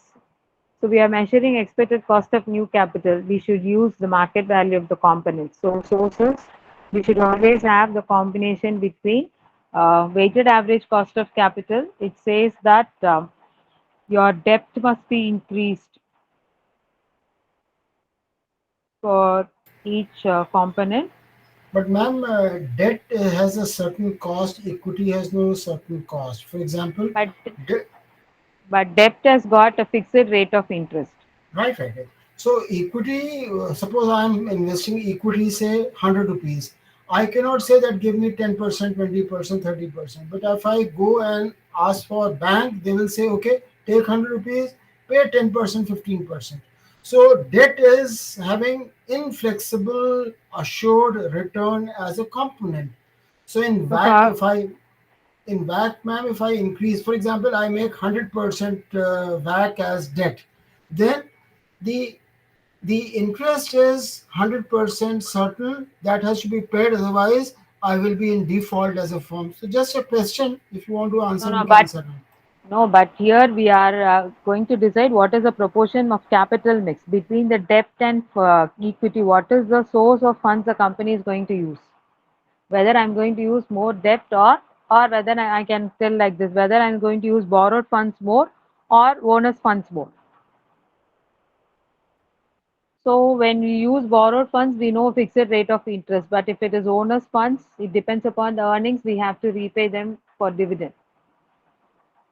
So net operating income approach, it is equal to yearly gross income less operating expenses. So estimated value is equal to net operating income divided by your capitalization rate. So that is what your net operating. Then traditional approach. So traditional approach that gives a mix between debt capital and equity capital. So there's a proportion between debt and equity. Traditional approach proposes that cost of debt remains more or less constant up to a certain level of leverage. Leverage is the proportion. Three types of leverage. Already I've discussed this: financial, operating, and what is the third one? Combined. Combined is the proportion between equal. There is combination of fixed and operating. So approach already he says that there is no taxes. These are the assumptions he has got, and this were based upon two proposition. One is value of levered firm is equal to value of unlevered firm. That is proposition 1. And the proposition 2 is the cost of equity is equal to cost of capital plus cost of debt divided by there is cost of equity minus cost of debt. So this equation will be the proposition 2. The proposition 2 states that cost of equity is a linear function of firm's debt to equity ratio. So value of unlevered, proposition 1 is value of unlevered firm is equal to value of levered firm, and second proposition is cost of equity is a linear function of cost of your debt to equity. So assumption: no tax, no transaction cost, there is cost, and individual and corporations borrow at the same rate. So this is about approach, and these are the various approaches, assumptions he has got. And there are some criticism also. So learn the criticism also for this approach. Then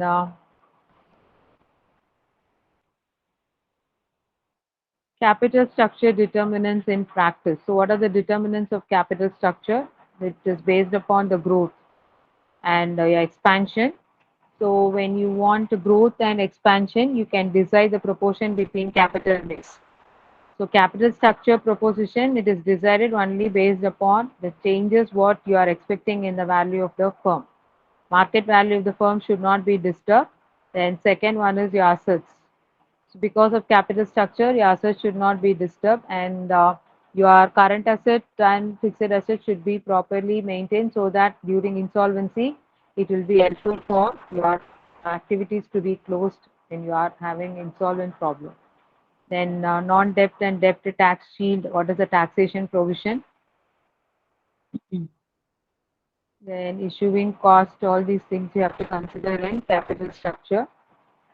Then we will move on to dividend policy.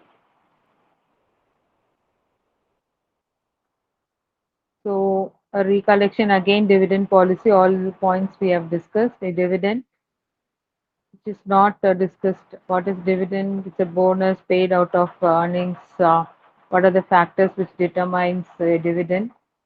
Then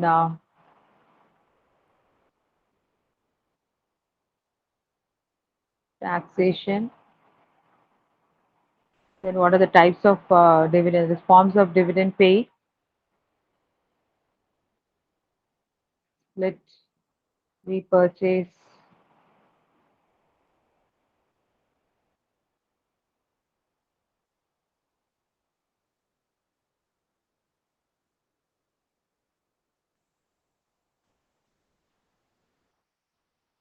So how to calculate dividend on equity? What is given? Retained earnings percentage.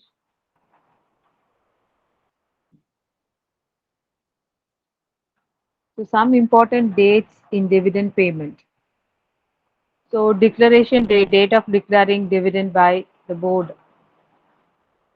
Then date of record. So this record date is declared by the firm while announcing the dividend payment. So ex-dividend, next one, the shareholders who are on the record of this on this date only will receive the dividend payment. Ex-dividend rate date is it occurs 2 business days before the date of record. So before recording, the 2 days before will be called as ex-dividend date, and date of payment is actually when the payment in the form of checks are made out and mailed. That is date of payment.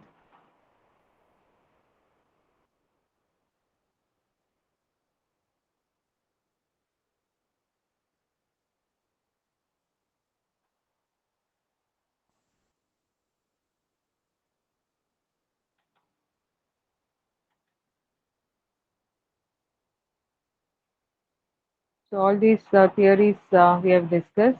I'm not going inside that.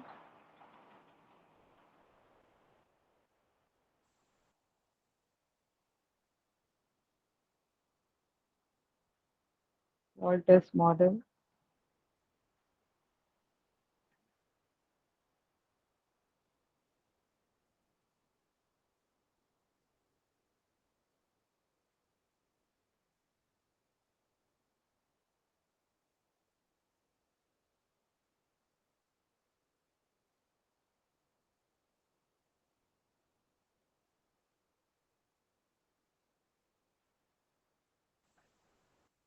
So working capital,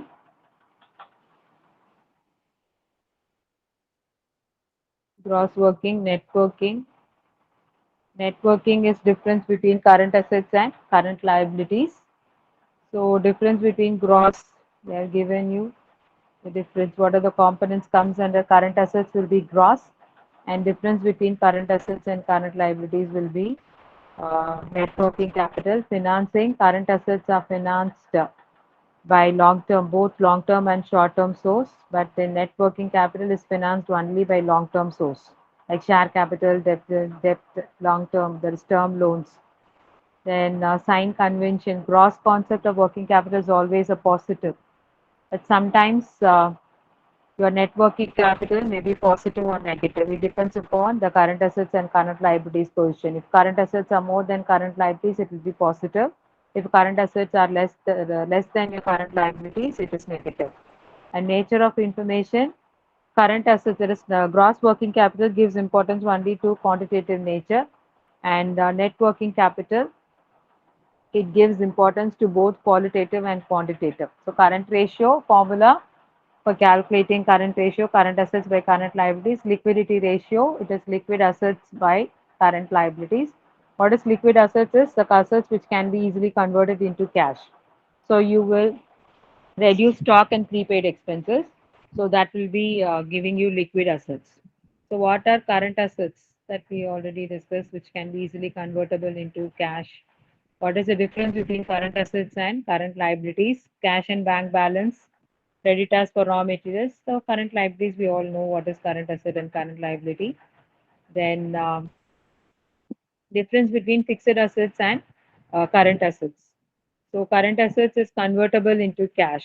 So cash, raw materials, work in progress, finished goods, debtors, again cash, again raw materials. It will be a cycle going on. So fixed assets for a long-term purpose, which is acquired in the organization for the carrying out the activities of the organization. The nature of fixed assets is permanent. So in contract, current assets is short term in nature. So that is the difference. So learn all the differences between current assets, fixed assets, current assets, and current liabilities. So that is about fixed assets and current assets. Then depreciation, you will be calculating depreciation in fixed assets. Then in current assets, it is going to give only the current assets. So life is very short. So it is going to discuss only about the fixed assets depreciation is there. Current assets, there is no depreciation for a short term period. And types of working capital, already we have discussed. So my voice is audible. Are you all listening? Yes, ma'am. Okay. Yes. Temporary working capital. Working capital is divided into temporary and permanent. Fixed working capital. Fixed is the proportion, it will be same for all, but fluctuating will be above the line of fixed capital, that is permanent. So fluctuating will be always temporary. So temporary working capital will be fluctuating.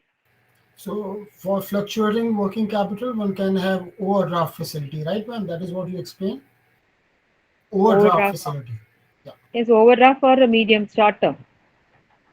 If you Okay. And want, you for can get overdraft, but getting overdraft should not be carried out always. That spoils your okay. reputation before your banker. Okay. So these are the types. So these are the determinants of working capital: nature, size, operating cycle. That is what conversion. Then the production policy, turnover, turnover working capital. This formula you will be using for calculating working capital turnover. If you have learned ratio analysis, we will have turnover ratios. So in that, working capital turnover is one type. So working capital turnover, we will calculate using cost of goods sold divided by working capital. So what is cost of goods sold? Sales minus gross profit will give you cost of goods sold, or otherwise opening stock plus purchases plus all direct expenses minus closing stock. So you can calculate that and find out what is your working capital uh, turnover. Turnover will be in terms of times. So credit terms, what is the credit allowed to your customers and it is allowed to your suppliers.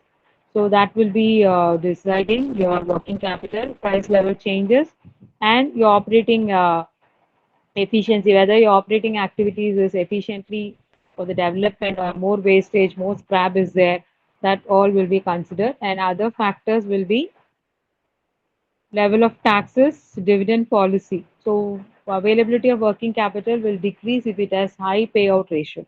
So if you are paid full working, there is full return earnings, then there will be no amount for working capital or less amount for working capital. So dividend policy also got an impact on working capital. So that should be decided by the company. And what is the significance of working capital?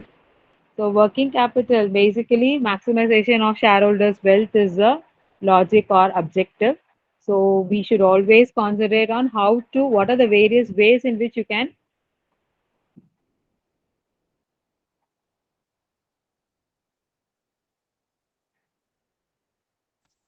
So in case adequate working capital is not available for the particular period, then you will not be having enough cash for decade carrying out your day-to-day operations of your business. So what are the various problems of inadequate working capital? So problems of inadequate working capital, when there is no sufficient working capital, what could be done? So for proper management of working capital, so you should always maintain your current assets more than your current liabilities. So it should be neither large or not small. That is what optimum level. So in case of adequate working capital, the following problems might be faced. So you'll not be able to purchase raw materials, then credit rating will not be positive. So credit ratios will be going in negative side. That is standard ratio is 1 is to 1 and 2 is to 1. For current ratio, it should be 2 is to 1, but it should not be less than that. So you should always have credit calculation. Then business opportunities will not be arise, will not be given to you as prior when you have problem in working capital. Then operating cycle will be longer. The duration operation cycle will be extended. If it is extended, then you might not be able to supply your products on time into the market. So operating cycle is conversion of your materials into your finished product. So that operation cycle might be extended because of not having working capital amount. Then plant and machinery maintenance will be a problem. So if there is no enough money for making out your day-to-day operations, then these things will not be properly carried out. So if the machines and other equipment is not properly maintained, then your output of finished goods will not be of good quality. So you will have so many problems relating to that. Then your product will be returned to your godown again. Then fixed assets turnover ratio for finding out whether your assets are maintained properly or not. Then higher interest.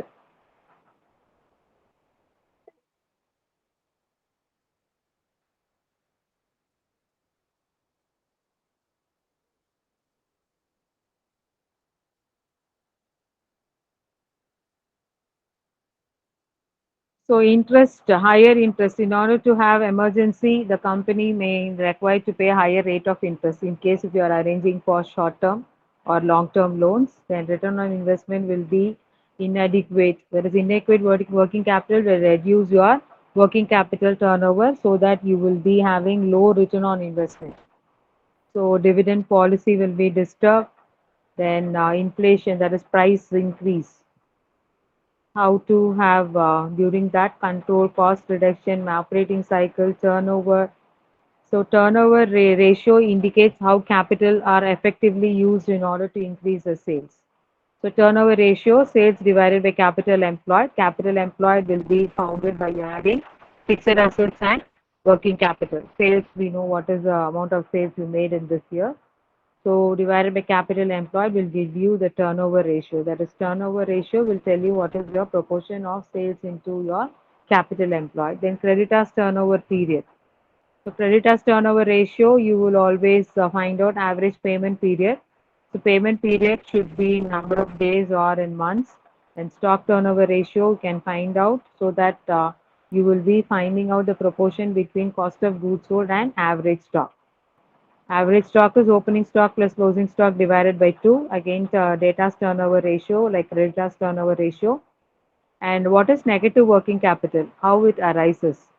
So negative working capital is where the organization uses suppliers' credit or customers' prepayment to fund their day-to-day needs. So when you're using others' money, you are in the critical situation. So that should be corrected by the financial manager. So these are the various points in working capital. The next one is operating cycle and estimation of working capital. So what is operating cycle? It is a sequence of events in a manufacturing company.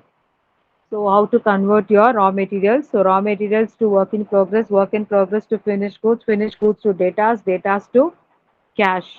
So that operation cycle is the period which you have taken for conversion. So time gap, that is from the above, it is very clear that the working capital is required to meet the time gap between the raw materials and the actual realization of stock. So usually the operating cycle will be relating between trading cycle and manufacturing cycle. So trading cycle means those who are doing only trading, that is not involving with manufacturing. So their activities is only limited to buying finished goods and selling the same. There is no conversion process. So the trading cycle, they will be having very short period. Why? Because it is bought and it is sold. So giving cash and getting cash. So that is what you do in trading cycle. Conversion is very shorter. So cash, stock, data, bills receivable, and cash. In case if it is given for credit, you will have bills receivable there, debtors also. Then we have investigators. There is an example, 50,000. They have given bought on 1/1/2006, selling a color TV. Inventory costing 50,000 is purchased at the beginning of each month, and all the TVs were sold at the end of each month on cash for 60,000. So what is the operating cycle of the company? It is only 30,000. So beginning of the month and at the end of the month, so it is 30 days. And second one is the sales are made on credit for 30 days. So again 30 days will be added. So operating cycle will be 60 days. Why? Because you'll have data here for 30 days. Suppose when the supplier allows 20 days term and the sales are made at an account of 60 days term, what is the operating cycle of the company? So 20 days is reduced. So totally 30 plus 60, it is 90. From that 90, you have to reduce your 20. So allow 20 days term. So they are giving extra concession, that is 20 days. So that will not be considered here. So totally it is 70 days. So operating cycle is what is the period? Should be shorter as much as possible. It should be shorter. You should try to be make it shorter.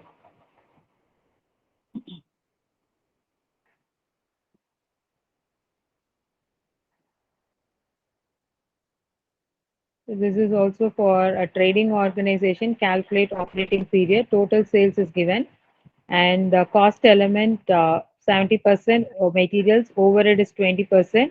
Average stock of inventory is 10 lakhs. Debtors 25 lakhs, and average creditors is 14.6 lakhs. So you should find out what is the total cost. So 90, there is 70 plus 20 is 90% is cost. So if 100% is 500, what is 90%? You will get 450. On that 450, you should find out for the proportion of materials, there is debtors holding period and creditors availing period. So debit and credit has to be adjusted so that you find out the balance as the number of days for operating cycle for a trading organization. The next one is manufacturing cycle. So those are manufacturing a product, your operating cycle will go like this: cash, purchase of raw materials, work in progress,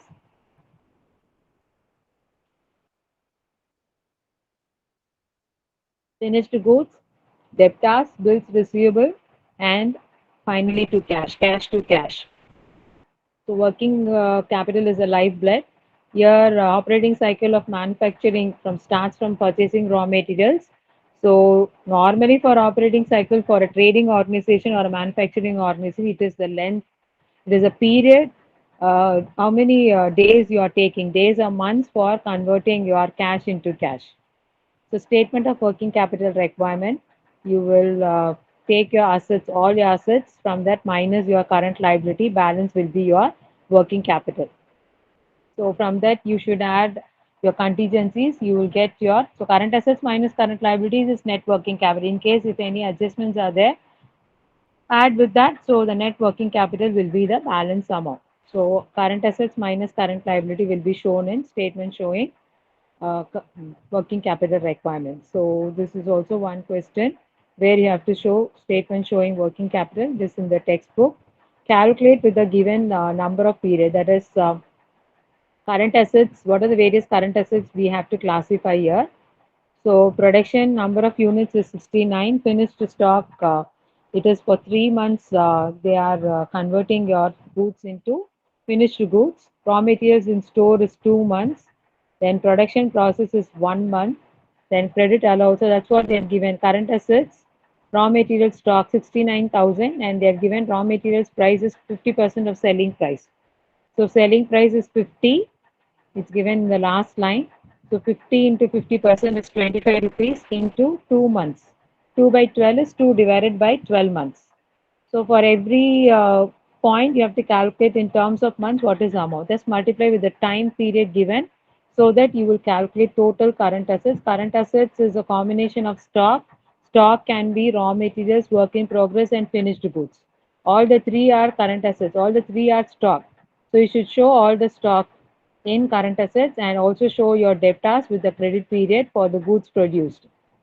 So 69,000 into 40 rupees into 3 by 12. So you get 6,90,000. From that minus your current liabilities. So current liabilities, two current liabilities, one is for creditors and the other one is for wages depending upon the period. Again, 2 by 12, 3 by 12, 1 by 12, all those things are the months which is given in the question. So calculate and see, you will get the answer. So the balance will be your net working capital, 15 lakhs 38,125. And there is a margin to be adjusted. So they have reduced the margin and balance amount will be incurred as a borrowing in first one. First lending method is 25% margin on the above. Second one is 25 margin, 25% margin is on the current asset. So on the current asset, first one is on the total amount of working capital. So you will get your bank's borrowings for working capital. So work out the problems. Statement showing working capital will show current assets minus current liabilities. Then the sources of funds types working capital financing through permanent sources. Already we have seen this redeemable. Then public deposit, medium term, spontaneous sources, trade credit, bills payable, trade credit.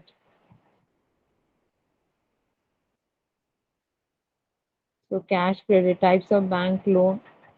Cash credit will be made on the commodities hypothesis and it is an arrangement which allows to borrow in a limited time. So up to a certain limit only you can borrow. Overdraft is an extra amount you withdraw from your account. Then merits and demerits for each one. So factoring. So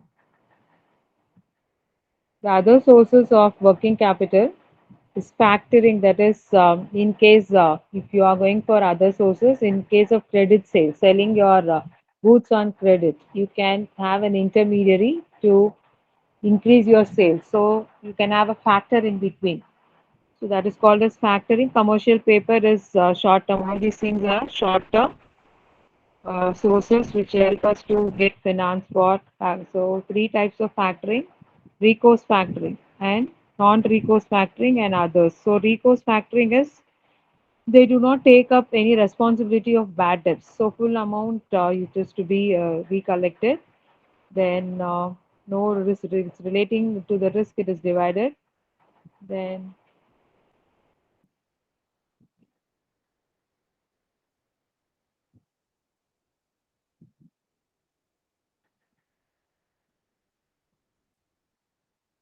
working capital.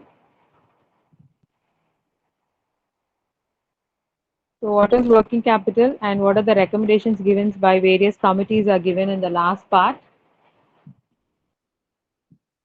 So you can go through it. Committee's recommendations only it's given.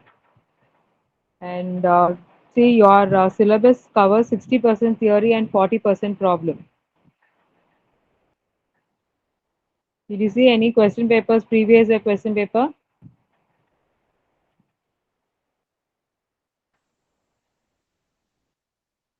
My voice audible?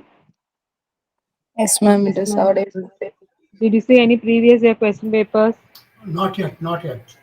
I Yes, haven't ma'am. seen, but I'm waiting for that. I'll just get from you or from the university the question papers and go through them. How So many years previous question paper? How many years question papers are there, ma'am? 4 years, 5 years, 2 years? 3 years I think it is available. Okay, I'll just check. And exams happen twice in a year, right, ma'am? Yes, yes. December. Yeah, okay. So 3 years means six papers. One, So two, one, two, one. 60% theory, 40% problem you have to learn. So, what are Theory, the important theory we have to cover it, ma'am? The topics. see, theory you learn from all the chapters, all the theory you can learn. But problems chapter, it is there is capital budgeting, cost of capital. Cost of capital is cost of equity, calculation of KE, KD, KP, that is interest divided by net proceeds. I think you will remember that. Hmm. That Yes. kind of questions you will have. Otherwise, I will show one question paper. One second.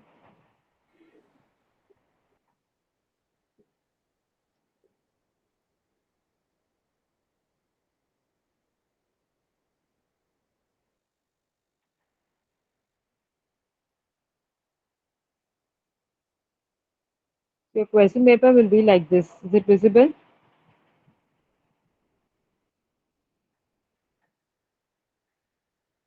Financial make, management. ma'am, just make it right side up. Right side up, please, ma'am. Okay. Question paper itself like it's a problem paper. No, the pages goes 4 pages I think. Can you see? Can't see Yes, ma'am. because it is slanted. It is in a Hmm. different direction. First And I'm on question the, is okay. yeah, Is now. is it okay now? On a No. mobile, it's okay because mobile you can turn, but I'm on a PC. So, One by one, show the. So this is how your question paper will be. Section A, theory. You can download and see. It is there on the website. So all the questions mostly, whatever the points we have discussed only is asked in this paper. And this problem giving weighted proportion of weighted average of overall cost of capital is one problem. So you can work out and see the problems. So as I said, you will have 60% theory, 40% problem. Each and every chapter The theory, what you have in front of every chapter, you go through it. Is it right? So, what are the chapters you have? First unit, general about your financial management. Financial, what are the decisions made? This is a very important question. What are the decisions made by the financial managers? So, you have to explain about investment decision, finance decision, and dividend decision. So, first unit will be your general financial management. What is the role of financial manager? What are the various decisions made by him? Second unit will be capital budgeting and cost of capital. So both consist of theory and problems. So calculate overall cost of capital or cost of equity or NPV, payback period, or all the methods in one question can be asked in capital budgeting. So profitability index, then IRR, ARR, all those things in second unit. Third unit will be capital structure and leverage. So problems might be asked in operating leverage or combined leverage. So all leverage in one question. And what are the types of leverage can be a general question. So what is leverage? What are the types of leverage? What are the determinants of leverages? Then capital structure, theories of capital structure. When you explain each theory, try to explain with its assumptions. So four theories of capital structure you have to explain, and what are the determinants of capital structure is also factors determining capital structure is also a very important question. That is third unit. Fourth unit is dividend policy. What are the factors influencing dividend policy? What are the types of dividend decision? What are the forms of dividend? These are the questions. And what are the theories of dividend policy? So that is in fourth unit, and fifth unit you have for working capital. So all the important the part we have discussed. Working capital, sources of working capital is important. What are the types of working capital? And when it is asked with the types, you can write about your gross working capital and net working capital. And what are the sources of working capital? You have to explain all the sources. And in case if it is asked, what are the recommendations given by the committee for borrowings of working capital? You can explain the committees. And the problem what I have just shown is statement showing working capital requirements. So what is statement showing working capital? Take your assets, current assets minus your current liabilities. The balance will be your net working capital. So these are the general questions which might be expected. Generally, uh, expect more theory. Section A might be having five theory, three problems, or six theory, two problems. So theory is 60%, 40% is problem. So that is how you can prepare. If you have exam, yes, exam. I think exams will be in the month of December. And if you have any doubt, just send me to my mail ID. And you can refer other textbooks from the libraries also. Financial management by author, you have foreign authors, but you can refer your Murthy textbook is there for financial management. And you want do one thing if you are downloading questions, just work out the answers and see in the question paper. This will be a revision. And also work out the questions which is given in the last part of your chapter. So learn those problems also. So maximum I have covered all portions. And I'll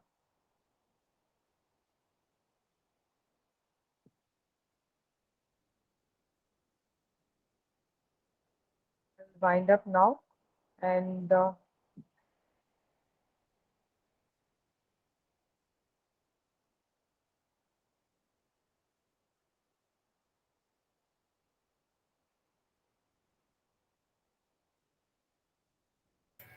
Now, the way you have done a final roundup of financial management, uh, is it possible to do similar thing for your other one, the business environment one?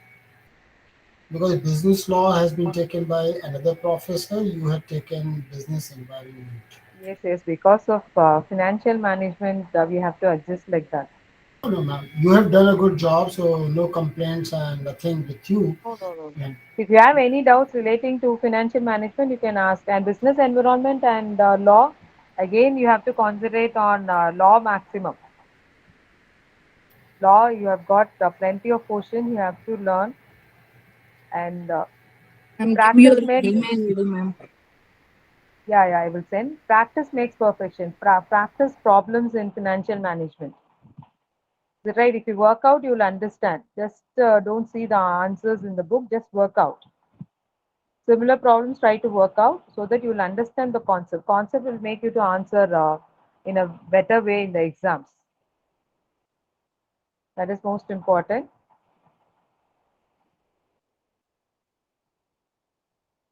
So, thank you. We will see.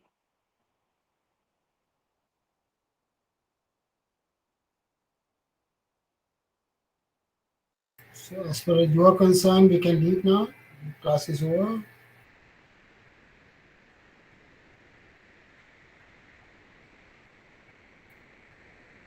Any points anybody else want to discuss about the headings in financial management?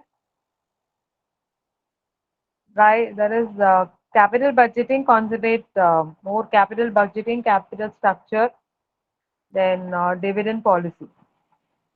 Give importance to all the chapters equally. From examination point of view, I'm telling, you have time to prepare slowly and get cleared with nice marks. Thank you. Thank you, ma'am. Thank you, ma'am.